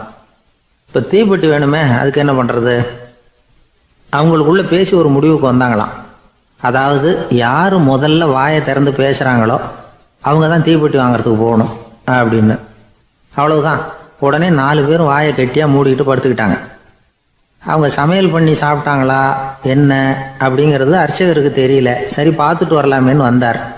வந்து பார்க்குறாரு, இவங்க 4 பேரும் அசையாமல் படுத்து கிடக்குறாங்க. அர்ச்சகர் பயந்துட்டார். ஒருவேளை பசி தாங்காமல் செத்து போட்டாங்களோ அப்படிங்கிற பயம், அல்லது நாம் கொடுத்த உணவுப் பொருளில் ஏதாவது விஷம் கலந்துருக்குமோ அப்படின்னும் பயந்தார். அப்படின்னா நம்ம மேலே பழி வந்துருமே அப்படின்னு நினச்சி நடுங்க ஆரம்பிச்சிட்டார். அப்புறம் அவரும் ஒரு முடிவுக்கு வந்தாராம். கோவிலுக்கு பக்கத்துலேயே ஒரு பெரிய குழி இருந்தது. அதில் ஒவ்வொருத்தரையா இழுத்துக்கிட்டு போய் போட்டார். கொஞ்சம் மண்ணை தள்ளினார். காலால் மிதிச்சார். அவர் மிதித்த மிதி ஒருத்தன் அடி வயத்தில் போட்டுவிட்டுது. அவன் உடனே வலி தாங்காமல் ஐயோ அம்மான்னு அலறினான். உடனே நடந்தது என்ன தெரியுமா? மற்ற 3 பேரும் துள்ளி எழுந்திரிச்சாங்களாம். அவனை பார்த்து நீ தாண்டா தீப்பெட்டி வாங்க போகணும், நீ தாண்டா வாங்க போகணும், நீ தான் சத்தம் போட்ட அப்படின்னு சொல்லி ஆரம்பிச்சிட்டாங்களாம். அர்ச்சகர் பார்த்தார். இது பேய் மாதிரி தெரியுதுன்னு நினச்சிக்கிட்டு ஒரே ஓட்டமாக ஓடி போட்டாராம். கிராமப்புறங்களில் இப்படி ஒரு கதையை சொல்கிறது உண்டு. சோம்பல்ங்கிறது நம்ம முன்னேற்றத்துக்கு பெரிய தடை அப்படிங்கிறத நாம் புரிஞ்சுக்கணும். அதுதான் இந்த கதை சொல்கிற நீதி. ஒரு பள்ளிக்கூடத்தில் ஒரு புதுமையான போட்டி நடந்துதான். அதாவது சோம்பேறித்தனத்துக்கு பரிசு. அதில் 2வது பரிசு யாருக்குன்னு அறிவிச்சாங்க. ஒரு பையன் எழுந்திரிச்சு மெதுவாக நடந்து போய் பரிசை வாங்கிட்டான். அடுத்தது முதல் பரிசு யாருக்கு அப்படின்னு அறிவிச்சாங்களாம். அவன் கடைசி வரிசையிலேருந்து கத்தனானா, ஐயா அதையும் அந்த பையன் மூலமாகவே கொடுத்து அனுப்பி வச்சுருங்க, இங்கே வந்தது நான் வாங்கிக்கிறேன் அப்படின்னானா. ஒரு ஏரி ஓரமாக 2 பசங்க நடந்து போய்கிட்டு இருக்கிறாங்க. அதில் ஒருத்தன் பணக்கார வீட்டு பையன், இன்னொருத்தன் ஏழை. இவங்க 2 பேரும் போய்கிட்டு இருக்கிறாங்க. வழியில் ஒரு இடத்துல ஒரு ஜோடி செருப்பு இவங்க கண்ணில் படுது. ஒரு விவசாயி அந்த செருப்பை அங்கே விட்டுட்டு பக்கத்தில் இருந்த ஏரியில் கை காலை கழுவிட்டு இருக்கிறார். உடனே அந்த பணக்கார பையனுக்கு ஒரு ஐடியா. அவன் சொன்னானா, டேய் இப்போ ஒரு வேடிக்கை செய்யலாம், அந்த செருப்பு 2ஐயும் தூக்கி எட்டத்தில் வீசி எரிஞ்சிருவோம். அந்த ஆள் வந்து பார்த்துட்டு செருப்பை தேடி அல்லாடுவான், அங்கேயும் இங்கேயும் ஓடுவான், திரு திருன்னு முழிப்பான். அதை பார்த்து நாம் ரசிக்கலாம், நல்ல தமாஷா இருக்கும் அப்படின்னு இருக்கான். இப்படி சொல்லிவிட்டு அந்த செருப்புகளை தூக்கத்துக்கு போனானா. கொஞ்சம் பொறு அப்படின்னானா அந்த ஏழை பையன். ஏன்னு கேட்டிருக்கான் அவன். இப்போ அந்த ஏழை பையன் சொன்னானா, நீ சொல்றது ஒன்றும் வேடிக்கை கிடையாது, உன்னோட செருப்பு தொலைஞ்சா உன் அப்பா உடனே உனக்கு வேற செருப்பு வாங்கி கொடுத்துருவார். ஆனால் அந்த ஆளுக்கு இந்த செருப்பு தொலைஞ்சதுன்னா வேற புதுசாக வாங்கறதுக்கு வாயையும் வயத்தையும் கட்டி பணத்தை சேர்க்க வேண்டியிருக்கும். அதனால நான் ஒரு வேடிக்கை சொல்கிறேன், அது மாதிரி செய், அது இன்னமும் தமாஷா இருக்கும் அப்படின்னானா. எப்படி அது சொல்லுன்னு இருக்கான் அவன். செருப்பு 2ம் அது இருக்கிற இடத்துலயே இருக்கட்டும், உன் சட்டை பையிலிருந்து ஒரே ஒரு ரூபாய் நாணயத்தை எடு, அதை அந்த செருப்பு மேலே அதோட குதிகால் பகுதியில் வச்சுட்டு நாம் 2 பேரும் அந்த மரத்துக்கு பின்னாடி ஓடி போய் மறைஞ்சு நின்றுக்குவோம், அப்புறம் பாரு வேடிக்கைய அப்படின்னா. அதே மாதிரி 1 ரூபா காசு செருப்பு மேலே வச்சுட்டு இவங்க 2 பேரும் மறைஞ்சு நின்றுக்கிட்டாங்க. கொஞ்ச நேரத்தில் அந்த விவசாயி வந்தார். காலில் உள்ள மண்ணை தட்டிவிட்டு செருப்பை மாட்டுறதுக்காக போனார். அங்கிருந்த காசு கண்ணில் போட்டுவிட்டது. அவருக்கு ஆச்சரியமா போச்சு. அதை கையில் எடுத்து பார்க்குறார். 4 பக்கமும் திரும்பி திரும்பி பார்க்குறார், யார் இதை வச்சிருப்பான்னு. கடைசியில் ஆகாயத்தை பார்க்குறார். ஆண்டவா, இது உன்னோட கருணை தான், நீ தான் யாரோ புண்ணியவான் மனசில் தர்மம் பண்ணுற எண்ணத்தை உண்டாக்கி இருக்கிற, அந்த புண்ணியவான் நல்லா இருக்கணும் அப்படின்னு வாழ்த்தி அந்த காசை கண்ணில் ஊற்றிக்கிட்டாராம். மறைஞ்சிருந்து பார்த்துக்கிட்டு இருந்த ஏழை பையன் இப்படி சொன்னான், பாத்தியா உன்னை புண்ணியவான்னு வாழ்த்தி விட்டு போறார் அந்த ஆள், அவருக்கும் சந்தோஷம், அதை பார்த்து நமக்கும் சந்தோஷம். உனக்கு 1 ரூபாங்கிறது ஒரு பெரிய விஷயம் இல்லை, ஆனால் அதனால நமக்கு கிடைச்சிருக்கிற மகிழ்ச்சி ரொம்ப உயர்வானது அப்படின்னு நானா. வேடிக்கையும் கிண்டலும் இது மாதிரி அடுத்தவங்களுக்கு இடைஞ்சலா இல்லாமல் இருக்கணும் அப்படிங்கிறார் கலைவாணர். ஆனால் பாருங்க, அவருக்கே இடைஞ்சலா வர்ற விஷயங்களை கூட அவர் வேடிக்கையாக தான் எடுத்துக்கிட்டாராம். ஒரு தடவை ஒருத்தர் கலைவாணர்கிட்ட வந்து, ஐயா என் குழந்தை செத்து போச்சு அப்படின்னு சொல்லி அழுதாராம். உடனே இவர் அவருக்கு 100 ரூபா பணத்தை கொடுத்து, இந்தாங்க அடக்கம் செய்யுங்க அப்படின்னு சொல்லி அனுப்பி வச்சாராம். 1 வருஷம் கழிச்சு மறுபடியும் அதே ஆள் வந்திருக்கார். இவர் மறந்துருப்பாருங்கிற நினைப்புல, அண்ணே என் குழந்தை இறந்து போச்சுண்ணே அப்படின்னாராம். இவர் மறுபடியும் 100 ரூபா கொடுத்து ஆறுதல் சொல்லி அனுப்பி வச்சாராம். 7-8 மாசம் கழிச்சு மறுபடியும் அதே ஆள் வந்திருக்கார். அவர் வாயை திறக்கிறதுக்கு முன்னாடியே இவர் 100 ரூபாய் அவர் கையில வச்சு, போன 2 தடவை தான் குழந்தை செத்து போச்சு, இந்த தடவையாவது அதை சாகாம காப்பாத்தி விடு அப்படின்னு சொல்லி அனுப்பி வச்சாரா. அதுக்கப்புறம் அந்த ஆள் வர்றதே இல்லையா. வெளிநாட்டுக்கு போகணும்னு ஆசை, ஆனா அவனுக்கு எந்த மொழியும் தெரியாது. இருந்தாலும் சமாளிச்சுக்கலாம்னு முடிவு பண்ணிட்டு கிளம்பிட்டான். ஏதோ ஒரு தேசத்துக்கு போய் சேர்ந்தான். அங்க அவனுக்கு யாரையும் தெரியாது, அவங்க என்ன மொழியில பேசிக்கிறாங்க அப்படிங்கிறது கூட புரியல. என்ன பண்றதுன்னு யோசனை பண்ணிட்டு ஒரு இடத்துல நின்றுகிட்டு இருக்கிறான். எதிர ஒரு பெரிய கட்டடம், நிறைய பேர் உள்ள போயிட்டு இருக்கிறாங்க. இவனும் அவங்க பின்னாடியே உள்ள போனான். ஒரு பெரிய அறை, அலங்காரம்லாம் பண்ணி வச்சிருக்கிறாங்க. நிறைய பேர் சாப்பிட்றதுக்காக உட்காந்துருக்குறாங்க. இவனுக்கு நல்ல பசி, அதனால இவனும் உட்காந்தான். சாப்பாடு போட்டாங்க, சாப்பிட்டான். அன்பான உபசரிப்பு. இவன் மனசு உள்ள நினைச்சுக்கிட்டான், இது ஏதோ அரசருடைய அரண்மனை மாதிரி தெரியுது, இன்னைக்கு ஏதோ விருந்து நடக்குது, நல்ல வேளை நம்ம பசியும் தீர்ந்தது அப்படின்னு நினைச்சுக்கிட்டே நிமிர்ந்து பார்க்கறான். சாப்பாடு பரிமாறினவன் எதிரில் ரொம்ப பணிவோட முதுக வளைச்சி வணக்கம் தெரிவிச்சான். இவனும் எழுந்திருச்சு நின்று முதுக வளைச்சி வணக்கம் தெரிவிச்சான். ரொம்ப நன்றின்னா. அவன் ஒரு சீட்டை இவன் கையில் கொடுத்தான். இவன் அதை வாங்கி பார்க்கறான், என்ன எழுதியிருக்குன்னு ஒன்றும் புரியல. சரி, இந்த நாட்டில் தங்களுடைய நன்றியை சீட்டில் எழுதி தான் கொடுப்பாங்க போல இருக்கு அப்படின்னு நினச்சிக்கிட்டு மறுபடியும் நன்றின்னா. ஆனால் அவன் காசை கொடுங்கன்னா. ஏன்னா அது ஒரு ஹோட்டல், இவன் சாப்பிட்டதுக்கான பில் அது. இவன் அதை புரிஞ்சிக்கவே இல்லை. நன்றின்னு அந்த சீட்டில் எழுதி கொடுக்குறாங்க போல இருக்கு அப்படின்னு நினச்சிக்கிட்டு அதை வாங்கி சட்டை பையில் பத்திரமா வச்சுக்கிட்டு பரவாயில்லைங்க ரொம்ப மகிழ்ச்சின்னா. ஒரு வெளிநாட்டுக்காரனுக்கு இவ்வளவு தூரம் மரியாதை பண்ணுறீங்களே, எங்கள் ஊருக்கு போனதும் உங்களை பற்றி நிறைய சொல்லுவேன் அப்படின்னா. இவன் என்ன சொல்கிறான்னு அவனுக்கு புரியல. இவனை பிடிச்சி அழைச்சிட்டு போய் முதலாளி முன்னாடி நிறுத்தினான். நாம் சொன்னதில் இவனுக்கு ரொம்ப பெருமையாக இருக்கணும் போல இருக்கு, அதுதான் பெரிய இடத்துக்கு அழைச்சிட்டு வந்திருக்கிறான் அப்படின்னு இவன் நினச்சிக்கிறான். அவரும் பில்லுக்கான பணத்தை கொடுங்கிறாரு. பரவாயில்லைங்க ரொம்ப மகிழ்ச்சி நன்றிங்கிறான் இவன். அவரு பார்த்தார், இவனை நீதிமன்றத்துக்கு அனுப்பி வச்சுட்டார்.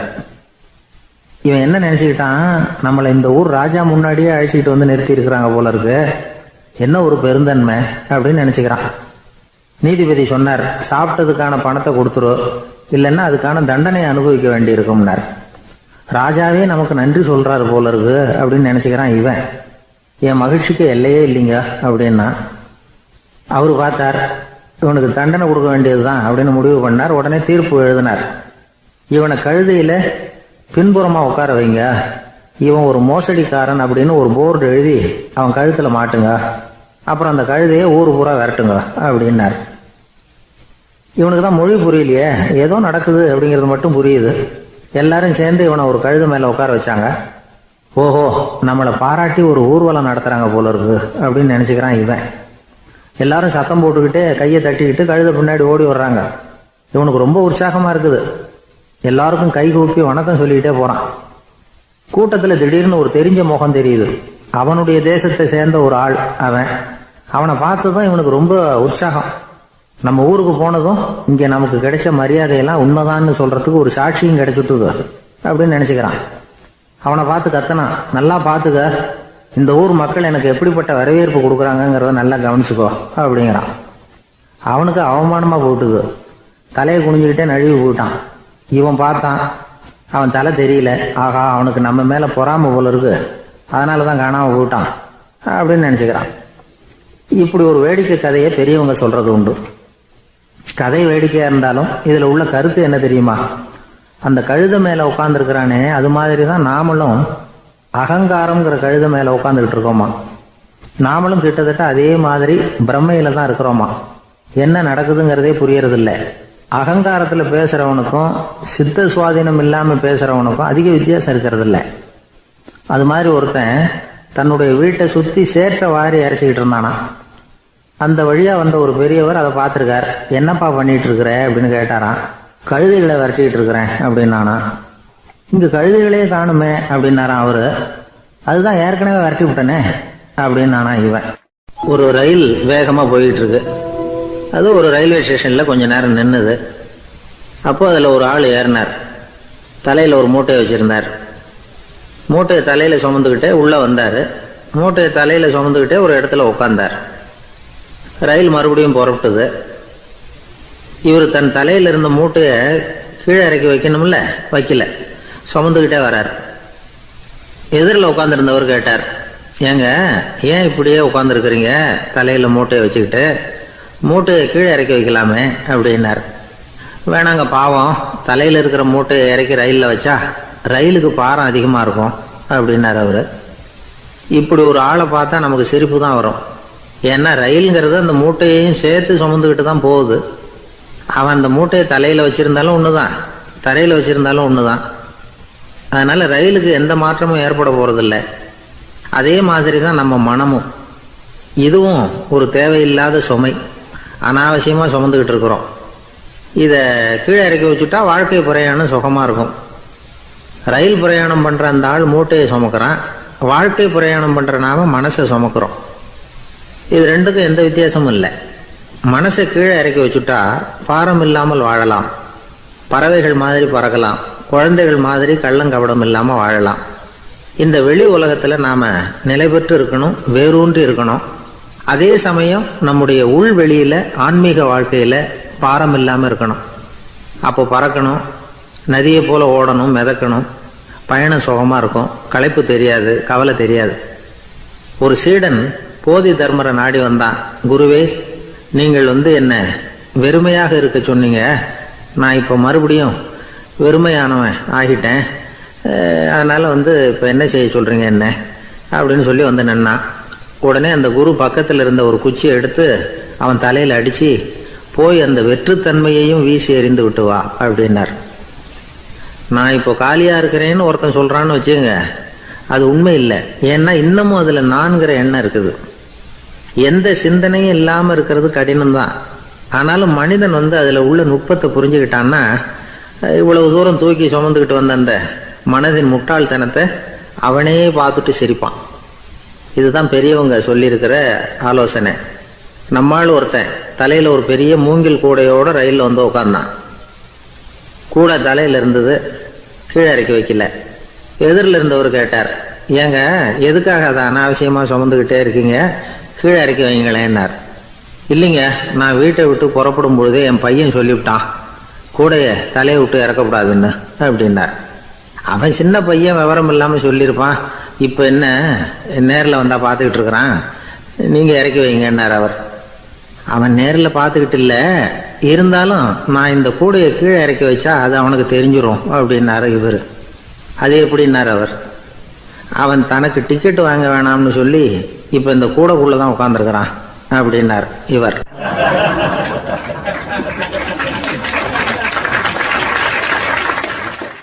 ஜப்பானில் உள்ள ஒரு புத்த விகாரை, அங்கே ஒரு வயசான பௌத்த குரு தங்கியிருக்கிறார். ஒரு நாள் ராத்திரி கடுமையான குளிர், அவரால் தாங்க முடியல. பார்த்தார், மரத்தில் செஞ்ச புத்த சிற்பங்கள் அங்கே நிறைய இருந்தது. அதில் ஒன்றை எடுத்து அதுக்கு தீ மூட்டி அந்த நெருப்பில் குளிர் காஞ்சிக்கிட்டு இருக்கிறார். மர சிற்பம் தீ வச்சதும் படபடன்னு வெடிக்க ஆரம்பிச்சுட்டுது. அந்த சத்தத்தை கேட்டதும் அந்த புத்த விகாரையின் குருக்கள் வெளியில் ஓடி வந்தார். இவர் ஆனந்தமாக குளிர் காஞ்சிக்கிட்டு இருக்கிறார். அவரால் பொறுத்துக்க முடியல.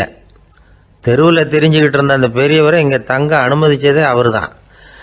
இவர் இப்படி பண்ணுறாருன்னு நினச்சிக்கிட்டே அவரை கோபமாக பார்த்தார். ஏன் இப்படி கோபமாக பார்க்குறீங்க, இப்படி உட்காருங்க அப்படிங்கிறாரு இவர். அவருக்கு இன்னமும் கோபம் வந்துட்டுது. எங்கள் கடவுளை எரிச்சுட்டீங்களே அப்படின்னு சத்தம் போட்டாராம். அப்படியா அப்படின்னு கேட்டுக்கிட்டே அந்த சாம்பலை கிளறினார் இவர். என்ன செய்கிறீங்கன்னு கேட்டிருக்காரு அவர். நான் எலும்புகளை தேடுறேன்னாராம். நீங்கள் ஒரு பைத்தியம், இது ஒரு மர சிற்பம், இதில் எலும்புகள் கிடையாது அப்படின்னாராம். அவருக்கு கோபம் வந்துட்டுது. உடனே வெளியில் போங்கன்னு கத்தியிருக்கார். வெளியில் தள்ளி கதவையும் சாத்தி விட்டாராம்.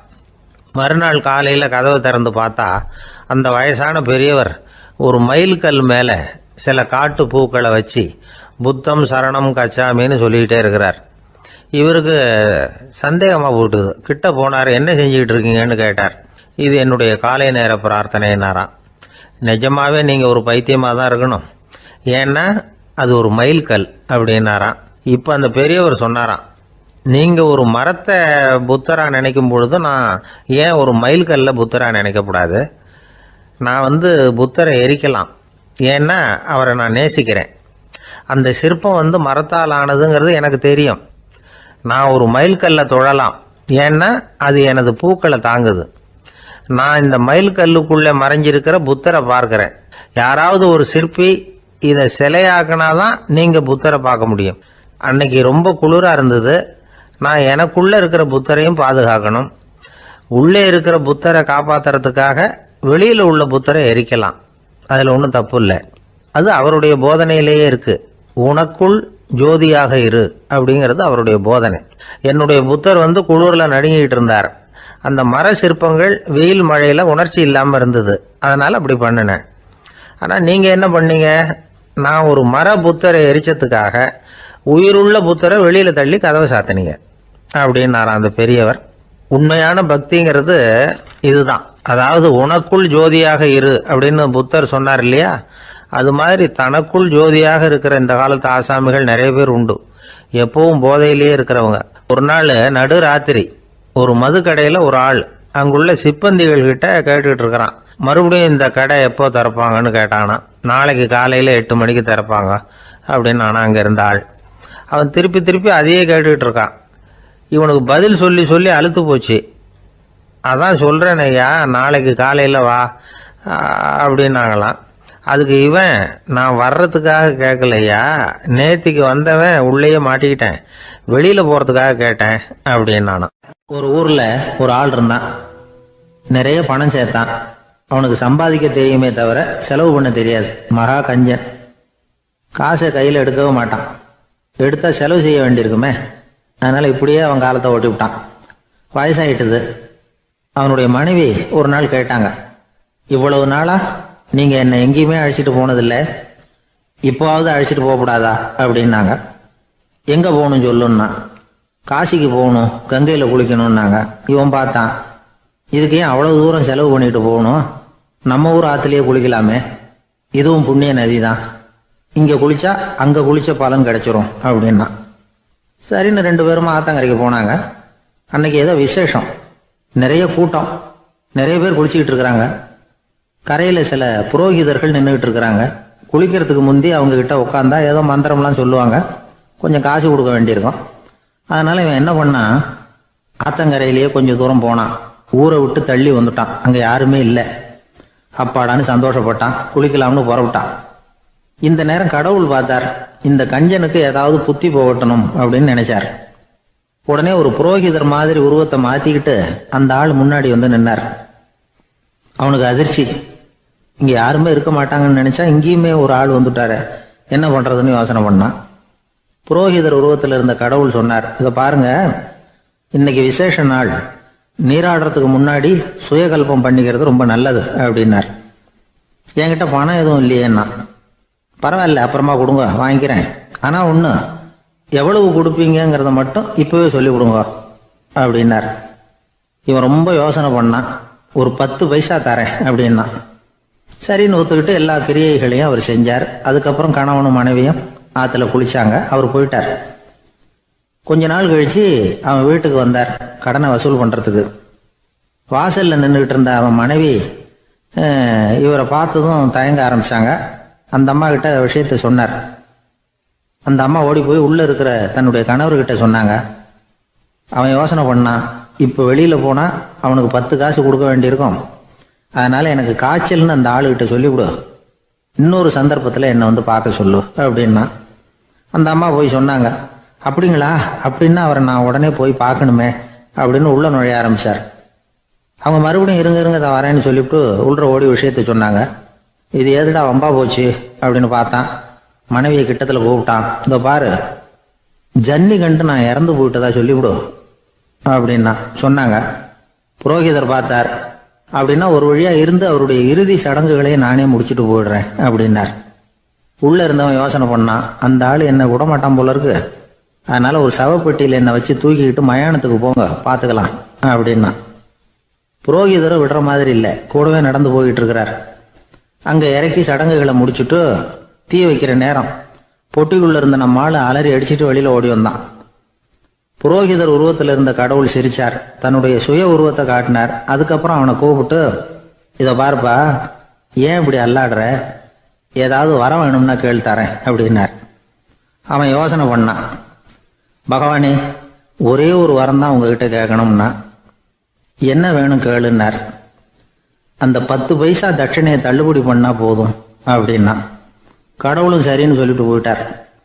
இப்படி ஒரு கதையை சுவாமி சிவானந்தர் சொல்லியிருக்கிறார். செல்வந்தர்கள் பல பேர் இப்படித்தான் இருக்கிறாங்க, தாங்களும் அனுபவிக்க மாட்டாங்க, அடுத்தவங்களுக்கும் கொடுக்க மாட்டாங்க. இது மாதிரியான கஞ்சர்களுக்கு இந்த உலகம் இல்லை அந்த உலகம் இல்லைங்கிறார் அவர். இந்த கதையில கடவுள் கடன் வசூலுக்கு வந்தது மாதிரி நம்ம ஊர் ஆள் ஒருத்தன் இன்னொருத்தர்கிட்ட 10 பைசா கடன் கொடுத்துட்டான். திருப்பி வாங்கறதுக்கு நடையா நடக்கிறான். கடைசியா கேட்டான், நீ எப்பதான் கடனை திருப்பி தரப்போற, அதை முடிவா சொல்லுன்னா. வர்ற வியாழக்கிழமை கண்டிப்பா கொடுத்துருவேன் அப்படின்னானா அவன். அன்னைக்கு நான் ஊர்ல இருக்க மாட்டேனே அப்படின்னானா இவன். அதனால என்ன, நானும் தான் அன்னைக்கு ஊர்ல இருக்க மாட்டேன் அப்படின்னானா. ராமகிருஷ்ணர் வாழ்ந்த காலத்துல நடந்த ஒரு நிகழ்ச்சி இது. அப்போ ஒரு ஓவியர் இருந்தாராம். அவருக்கு ஒரு ஆசை, ராமகிருஷ்ணர் படத்தை வரையணும், அதை அவர்கிட்டயே கொண்டுட்டு போய் காட்டி அபிப்பிராயம் கேட்கணும். இதுதான் அந்த ஓவியரின் ஆசை. உடனே ராமகிருஷ்ணர் படத்தை வரைஞ்சி முடிச்சார். அதை எடுத்துக்கிட்டு போனார். இவர் போன சமயம் அங்கே ராமகிருஷ்ணர் சீடர்களோடு உட்காந்துருக்கிறார். விவேகானந்தர் அங்கே இருக்கிறார். இந்த ஓவியர் கொண்டுகிட்டு போய் தான் வரைந்த ஓவியத்தை அவர்கிட்ட காட்டினார். ராமகிருஷ்ண பரமஹம்சரின் ஓவியத்தை ராமகிருஷ்ணர்கிட்டயே காட்டுறார். ராமகிருஷ்ணர் என்ன பண்ணார் தெரியுமா, அந்த படத்தை பார்த்தார். உடனே அது காலை தொட்டார். குருதேவருடைய இந்த செயல் சீடர்களுக்கு ரொம்ப வியப்பை உண்டு பண்ணிச்சு. சில பேர் மனசுக்குள்ளேயே ரொம்ப குழம்பி போக ஆரம்பிச்சிட்டாங்க, என்ன இப்படி பண்றாருன்னு. என்ன இது அவரோட படம், அவரே அவரோட படத்தின் காலை தொடுறார் அப்படின்னு யோசிச்சாங்க. சில பேர் ஒன்றும் புரியாமல் ஒருத்தர் பார்த்து சிரிச்சுக்கிட்டாங்க. அந்த இடத்துல சீடர்கள் மட்டும் இல்லை, சீடர் அல்லாத பல பேர் இருந்தாங்க. தன்னுடைய காலை தானே தொடர இவருடைய செயல் பற்றி என்ன நினைக்கிறது அப்படின்னு அவங்களும் குழம்பி போய் நிற்கிறாங்க. அந்த படத்தை வரைஞ்சி அவர்கிட்ட காட்டின அந்த ஓவியருக்கும் அதிர்ச்சி. இருந்தாலும் அவர் சீடர் கிடையாது. அதனால் கொஞ்சம் துணிச்சலை வர வச்சுக்கிட்டு கேட்டார், என்னங்க இது, என்னால் என்னுடைய கண்களையே நம்ப முடியல. இது உங்கள் சொந்த உருவப்படம், நீங்கள் உங்கள் சொந்த கால்களையே தொடுறீங்க, இது எங்களுக்கு கொஞ்சம் சங்கடமாக இருக்குதே அப்படின்னார். ராமகிருஷ்ணரின் கண்களில் ஆனந்த கண்ணீர் வழிஞ்சுதான். அவர் சொன்னாராம், இது என்னோட படம்ங்கிறது எனக்கு தெரியும், ஆனால் இது என்னோட படம்ங்கிறதுனால நான் இதோட காலை தொடலை. நீ என்னுடைய சமாதி நிலையை இந்த படத்தில் படம் பிடிச்சி காட்டியிருக்கிற, அதனால் அதோட காலை தொடறேன். சமாதி நிலையில் யார் இருந்தாலும், அது என்னுடைய படமாக இருந்தாலும் சரி அல்லது வேற யாருடைய படமாக இருந்தாலும் சரி, படம் யாருதுங்கிறது முக்கியம் இல்லை. இதில் எது முக்கியம்னா அது தன்னை உணர்ந்த ஒரு உணர்நிலையின் படம். அப்படி இருக்கிறப்போ அதோட காலை நான் தொடணும். அதுக்கு நீங்கள் எல்லாரும் ஏன் சங்கடப்படுறீங்கன்னு எனக்கு தெரியல அப்படின்னாராம். இப்போ தான் அங்கே இருந்த சீடர்களுக்கும் மற்றவங்களுக்கும் விவரம் புரிஞ்சுதான். இதுக்கு முன்னாடி யாரும் செய்யாததை இவர் செஞ்சிருக்கிறார், ஆனால் அவருடைய காரணம் ரொம்ப நியாயமானது அப்படிங்கிறத உணர்ந்தாங்களாம். இதுவரைக்கும் ஆன்மீகத்தில் சமாதி நிலை, அதாவது தன்னை உணர்ந்த நிலை பற்றி புரிஞ்சுக்கிட்டோம். இல்லறத்தில் ஏற்படக்கூடிய சமாதி நிலை பற்றி உங்களுக்கு தெரியுமா? ஒரு அம்மா டாக்டர்கிட்ட வந்து சொன்னாங்களாம், டாக்டர், என் வீட்டுக்காரருக்கு உடம்புல ஏதோ கோளாறுன்னு நினைக்கிறேன், நான் எவ்வளவு நேரம் பேசினாலும் காதில் விழாத மாதிரி உட்கார்ந்துருக்கிறார் அப்படின்னாங்களாம். அதுக்கு அந்த டாக்டர் சொன்னாராம், அம்மா, அது உடம்பு கோளாறு இல்லை, அது ஒரு பெரிய திறமை அப்படின்னாராம். எனக்கு இது மட்டும்தான் சார் தெரியும், இதை தவிர வேறு எதுவும் தெரியாது அப்படின்னு சொல்லிக்கிட்டே காலம் தள்ளுறவங்க ரொம்ப பேர். அவங்கெல்லாம் கஷ்டப்பட வேண்டியிருக்கும். ஒருத்தர் தன்னுடைய தொழிலில் ரொம்ப கெட்டிக்காரராக இருக்கலாம், அதுக்காக எப்பவும் அதே ஞாபகத்தில் இருந்துக்கிட்டு உலகியல் அறிவு இல்லாமல் இருந்துடக்கூடாது, அது ஆபத்து. இதுக்காக நம்ம தாத்தா பாட்டிலாம் ஒரு கதை சொல்லுவாங்களே, கேள்விப்பட்டிருக்கீங்களா? ஒரு சமயம் ஒரு 4 பேர் சேர்ந்து வெளியூருக்கு பிரயாணம் போனாங்களாம். அந்த 4 பேர் எப்படி தெரியுமா? ஒருத்தர் வந்து வேதாந்தி, இன்னொருத்தர் சங்கீத வித்வான், 3வது ஆள் வைத்தியர், 4வது ஆள் ஜோசியர். இவங்க 4 பேரும் நண்பர்கள். அதனால் சேர்ந்து புறப்பட்டாங்க. வழியில் ஒரு ஊரில் தங்கினாங்க. இருட்டி போச்சு. அதனால் இன்றைக்கி ராத்திரி இங்கேயே தங்கி இருந்துட்டு நாளைக்கு புறப்படலாம் அப்படின்னு தீர்மானம் பண்ணாங்க. சாப்பாட்டுக்கு என்ன பண்ணுறது? அங்கேயே கடத்தெருவுக்கு போய் சாமான்லாம் வாங்கியாந்து சமைச்சு சாப்பிட்லாம்னு முடிவு பண்ணாங்க. 4 பேர் இருக்கிறதுனால ஆளுக்கு ஒரு காரியமாக செய்யலாம் அப்படின்னு வேலையை பிரிச்சுக்கிட்டாங்க. வைத்தியர் வந்து கறிகாய் வாங்க போனார், வேதாந்தி வந்து எண்ணெய் வாங்க போனார், ஜோசியர் வந்து பலசரக்கு வாங்க போனார், சங்கீத வித்வானுக்கு சமைக்கிற வேலை. எல்லாம் சரி, ஆனால் நடந்தது என்ன தெரியுமா? கடைத்தெருவுக்கு காய்கறி வாங்க போனார்ல வைத்தியர், அங்கே போய் மார்க்கெட்டில் பார்த்தார். ஒவ்வொரு கறிகாயாக எடுத்து பார்த்தார். இது பித்தம், உடம்புக்கு ஒத்துக்காது, இது வாயு, உடம்பு ஒத்துக்காது அப்படின்னு ஒவ்வொன்றா தள்ளினார். கடைசியில் ஒன்றுமே தேரல, வெறுங்கையோடு திரும்பி வந்துக்கிட்டு இருக்கிறார். எண்ணெய் வாங்க போனார் வேதாந்தி, அவர் ஒரு தொன்னையில் எண்ணெயை வாங்கினார். பேசாமல் அதை எடுத்துகிட்டு வர வேண்டியது தானே, முடியல. அவருடைய வேதாந்த மூளை சிந்திக்க ஆரம்பிச்சுட்டுது. இந்த தொன்னைக்கு எண்ணெய் ஆதாரமா அல்லது எண்ணெய்க்கு தொன்னை ஆதாரமா அப்படிங்கிற ஆராய்ச்சியில் இறங்கினார். என்னாச்சு தெரியுமா? அப்படி கவுத்து பார்த்தார். வாங்கின எண்ணெய் பூராவையும் வழியில் கொட்டிவிட்டு வெறும் தொண்டையோடு வந்து சேர்ந்தார். பலசரக்கு வாங்க போனார் ஜோசியர், அவர் ஒரு வழியில் பார்த்தாரு. வழியில் வந்தவங்களெல்லாம் அங்கங்கே ஒரு மரத்தடியில் உட்கார வச்சு அவங்களுக்கெல்லாம் ஆர்வம் சொல்ல ஆரம்பிச்சிட்டார். அப்படி ஒவ்வொருத்தராக சொல்லி முடிச்சுட்டு கடத்தருக்கு போய் சேர்ந்தார். இவர் அங்கே போய் சேர்றதுக்குள்ளே ரொம்ப நேரம் ஆகிட்டுது. கடையெல்லாம் பூட்டி விட்டு போயிட்டாங்க. என்ன செய்கிறது? அவரும் வெறுங்கையோட திரும்பி வந்து சேர்ந்தார். சரி, இவங்க கதை தான் இப்படி ஆச்சு. அங்கே சமைக்கிறதுக்காக உட்காந்துருந்தார் சங்கீத வித்வான், அவர் கதை என்னாச்சு தெரியுமா? அங்கே அவர் அடுப்பை பற்ற வச்சு ஒலையை கொதிக்க வச்சார். அதாவது ஒரு பானையில் தண்ணியை ஊற்றி அடுப்பில் வச்சார். அது கொதிக்க ஆரம்பிச்சிது. தண்ணி கொதிக்கிற சத்தம் இருக்குதுல்ல, அது இவருக்கு தாளம் போடுறது மாதிரி இருந்தது. ஒரே குஷி, பாட ஆரம்பிச்சிட்டார். பாடிக்கிட்டே உற்சாகமாக கையில் இருந்த கரண்டியால் அந்த பானையில் தட்டினார், தாளம் போடுறதா நினச்சிக்கிட்டு. அவ்வளவுதான், பானை பட்டுன்னு உடஞ்சி போச்சு. தலையில் கையை வச்சுக்கிட்டு அவரும் உட்காந்துட்டார். எந்த தொழில் தெரிஞ்சாலும் சரி, அதை புத்திசாலித்தனமாக பயன்படுத்த தெரியலன்னா ஆபத்து தான். அதுக்காக தான் இந்த கதை. ஒரு பஸ்ஸு டிரைவர் ரொம்ப கெட்டிக்காரரு, பஸ்ஸை ரொம்ப திறமையாக ஆபத்து இல்லாமல் ஓட்டினதுக்காக பரிசுலாம் வாங்கினவர். அவரை ஒரு படகு ஓட்டுறதுக்காக அழைச்சிட்டு போயிருக்கிறாங்க, மோட்டார் படகு. அதையும் ரொம்ப திறமையாக தான் ஓட்டிகிட்டு போயிருக்கிறாரு. நடுக்கடலில் போனதும் படகு நின்று போச்சு, மோட்டாரில் ஏதோ கோளாறு. என்ன செய்யலாம் அப்படின்னு அந்த டிரைவரை கேட்டிருக்கிறாங்க படகுல இருந்தவங்கெல்லாம். அப்போ அவர் சொன்னாராம், கவலைப்படாதீங்க, ஒன்றும் பிரச்சனை இல்லை, எல்லாரும் கொஞ்சம் கீழே இறங்கி பின்னாடி தள்ளுங்க, மோட்டார் ஸ்டார்ட் ஆகிடும் அப்படின்னாராம். எனக்கு தெரிஞ்ச ஒருத்தர் இருக்கார். அவர் ஒரு பெரிய காவல்துறை அதிகாரி, ரொம்ப கண்டிப்பானவர். அவரை கண்டாவே எல்லாரும் பயப்படுவாங்க. அப்படிப்பட்டவர் வீட்டுக்கு போனால் அப்படியே அடியோடு மாறிடுவார். அங்கே போய் பார்த்தீங்கன்னா குழந்தைகளோட குழந்தையா அவர் விளையாடிக்கிட்டு இருப்பார். அலுவலக சமயத்தில் பார்த்தீங்கன்னா குதிரை முதுகில் அவர் உட்காந்துருப்பார். வீட்டில் பார்த்தீங்கன்னா அவர் முதுகில் குழந்தை உட்காந்துருக்கும். அவர் குதிரை மாதிரி போயிட்டு இருப்பார். இது எப்படிங்க முடியுது உங்களால் அப்படின்னு கேட்டாங்க. அது ஒன்றும் இல்லை, இங்கே வீட்டுக்கு வந்த உடனே என்னோட மனசை தனியாக எடுத்து வச்சிருவேன் அப்படின்னார். அது என்னங்க உங்கள் சட்டப்பயிலியாக இருக்குது மனசு, அது தனியாக எடுத்து வைக்கிறதுக்கு அப்படின்னு கேட்டாங்க. அப்படி இல்லைங்க, இது ஒரு பயிற்சி, மனப்பயிற்சி, அவ்வளவுதான் அப்படின்னார். இப்படி சமயம் பார்த்து மனசை தனியாக வச்சுவிட தெரிஞ்சவங்க வாழ்க்கையில் எப்பவும் உற்சாகமாக இருப்பாங்க அப்படிங்கிறது பெரியவங்க கருத்து. ஒரு டாக்டர் ஆஸ்பத்திரியில் இருக்கிற வரைக்கும் டாக்டராக இருக்கலாம், அவர் மனைவிகிட்டையும் அவர் டாக்டராக இருக்க வேண்டிய அவசியம் இல்லை. ஒரு வக்கீல் கோர்ட்டில் இருக்கிற வரைக்கும் வக்கீலாக இருக்கலாம், வீட்டுக்கு வந்ததுக்கு அப்புறமும் வக்கீலாக இருக்க வேண்டிய அவசியம் கிடையாது. வீட்டில் குழந்தைகள்கிட்ட விளையாடும் பொழுதும் அதுகள்கிட்ட ஃபீஸு கேட்டுக்கிட்டு இருக்கக்கூடாது. நாம் எப்படி இருக்கணும்னு பெரியவங்க சொல்கிறாங்கன்னா, மனசோட சேரக்கூடாதான், அப்படி சேராமல் வாழ்க்கையை கவனிக்கணுமா. மனசை அப்படியே தனியாக எடுத்து பக்கத்தில் வச்சுடணும். அப்படின்னா அதை அப்படியே தூக்கி எறிஞ்சுடு அப்படின்னு அர்த்தம் இல்லை. ஏன்னா மனசுங்கிறது நமக்கு உபயோகப்படக்கூடிய ஒன்று தான். எப்போ எப்போ அது தேவையோ அப்பப்போ எடுத்து உபயோகப்படுத்திக்கணும். தேவைப்படுறப்போ எடுத்து கண்ணாடியை மாட்டிக்கிறோம்ல, படிக்கும் பொழுது கண்ணாடி தேவைப்படுது, எடுத்து மாட்டிக்கிறோம் இல்லையா, அது மாதிரி கணக்கு போடுறதுக்கு மனசு தேவை. கடைக்கு போய் ஒரு பொருள் வாங்குகிறோம், காசு கொடுக்குறோம், மீதி சில்லறை சரியாக இருக்கா அப்படின்னு எண்ணி பார்த்து வாங்க வேண்டியிருக்கு. அந்த சமயத்தில் மனசை எடுத்து தனியாக வச்சுட்டேன் அப்படின்னு சொல்லிட்டு இருக்கக்கூடாது.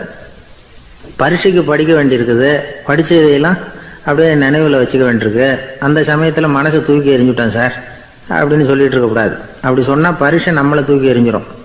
அதனால் தேவைப்படுறப்போ மனசை உபயோகப்படுத்தணும், தேவையில்லாதப்போ அதை தனியாக ஓய்வு எடுத்துக்க விட்டுடணும். இப்படி நாம் பழக்கப்படுத்திக்கிட்டா வாழ்க்கைங்கிறது நமக்கு புதுசாக தெரியுமா. மனசுக்கும் ஒரு சக்தி கிடைக்கும்.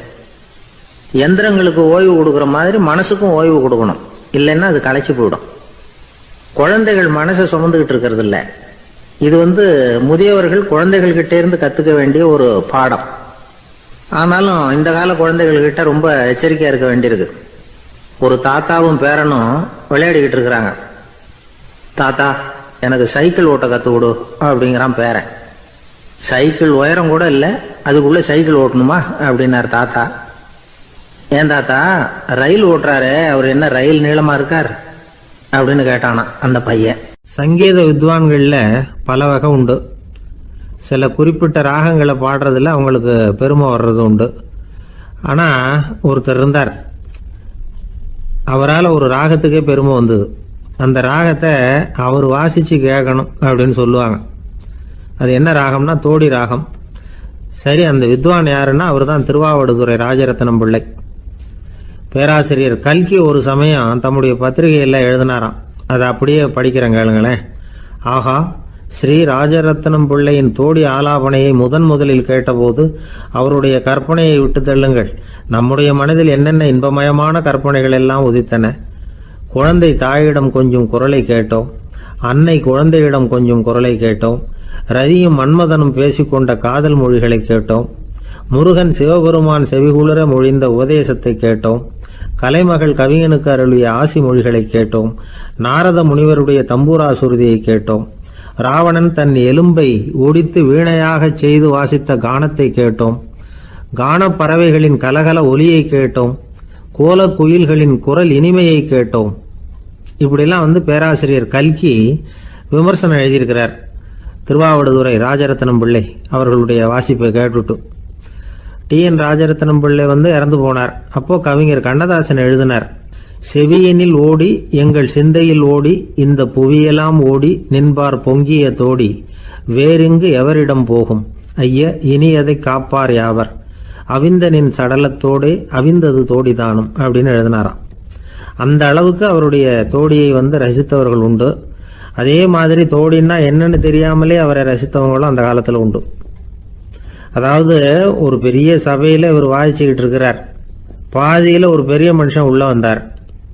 அவர் உடம்புல பட்டு வேஷ்டி, ஜருகை, அங்கவஸ்திரம், வாயில் வெத்தலை, வாசனை புகையில, காதில் வைரக்கடுக்கன், கழுத்தில் தங்க சங்கிலி, கை விரல் பூரா மோதிரம், கையில் ஒரு வெள்ளி வெத்தலை புட்டி, உதவிக்கு 2 பேர் பக்கத்தில். இவ்வளவு பந்தாவோடு வரார் கச்சேரி கேட்கறதுக்கு.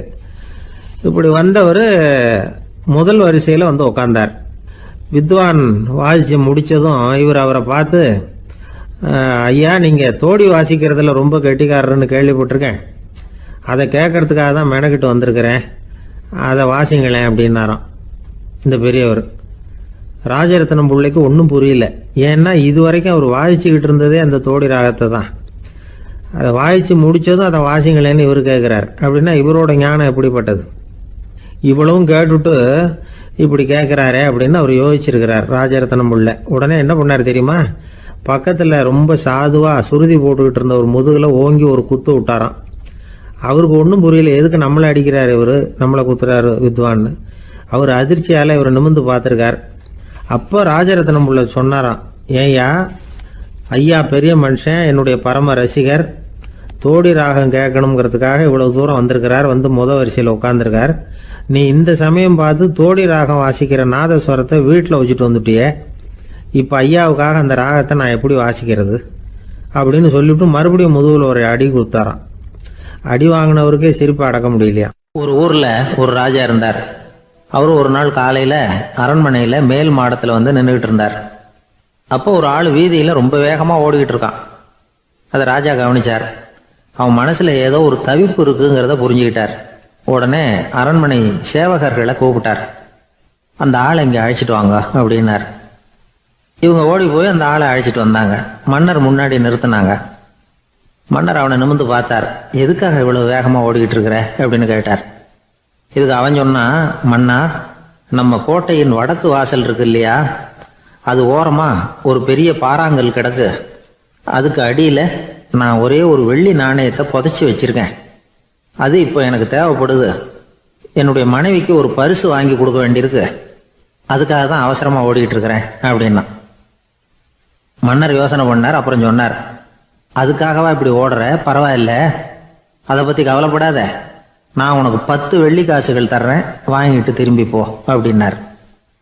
இவன் தலையை சொரிஞ்சான். மன்னா, நீங்கள் கொடுக்கறத ரொம்பவும் மகிழ்ச்சியோடு வாங்கிக்கிறேன். இருந்தாலும் அதுக்கப்புறம் அந்த வடக்கு வாசலுக்கு போய் அங்கே இருக்கிற ஒரு நாணயத்தையும் எடுத்துக்கிட்டு போயிடுறேனே அப்படின்னானா. இதை பாருப்பா, அந்த ஒரு நாணயத்தை மறந்துடு, உனக்கு 100 வெள்ளி நாணயங்கள் தரேன் இருக்கார். மன்னா, ரொம்ப மகிழ்ச்சி. உங்கள் மாதிரி தாராள குணம் வேற யாருக்கும் வராது. நீங்கள் கொடுக்குற 100 நாணயங்களையும் வாங்கிக்கிறேன். இருந்தாலும் வடக்கு வாசலுக்கு போய் அதையும் எடுத்துக்கிட்டா 101 ஆயிடுமே அப்படின்னானா. இதை பாருப்பா, அந்த ஒரு நாணயத்தை மறந்துடு, அது எக்கேடாவது கெட்டு போகட்டும். நான் உனக்கு 100 பொற்காசுகள் தரேன், அதையாவது வாங்கிட்டு வந்த வழியிலேயே திரும்பி போடுன்னாராம். தங்க நாணயங்களே தரேன்னு சொல்றீங்க, தாராளமாக வாங்கிக்கிறேன். இருந்தாலும் வடக்கு வாசலுக்கு போய் அப்படின்னு மறுபடியும் ஆரம்பிச்சான். அரசர் பொறுமை இழந்துட்டார். கடைசியா ஒரு முடிவுக்கு வந்துட்டார். இதை பாருப்பா, உனக்கு என்னுடைய ராஜ்யத்திலேயே பாதியை கொடுத்துட்றேன், அப்படியாவது திருப்தியா திரும்பி போ அப்படின்னாராம். மன்னா, உங்களுடைய பெருந்தன்மைக்கு ஈடு இணையே கிடையாது.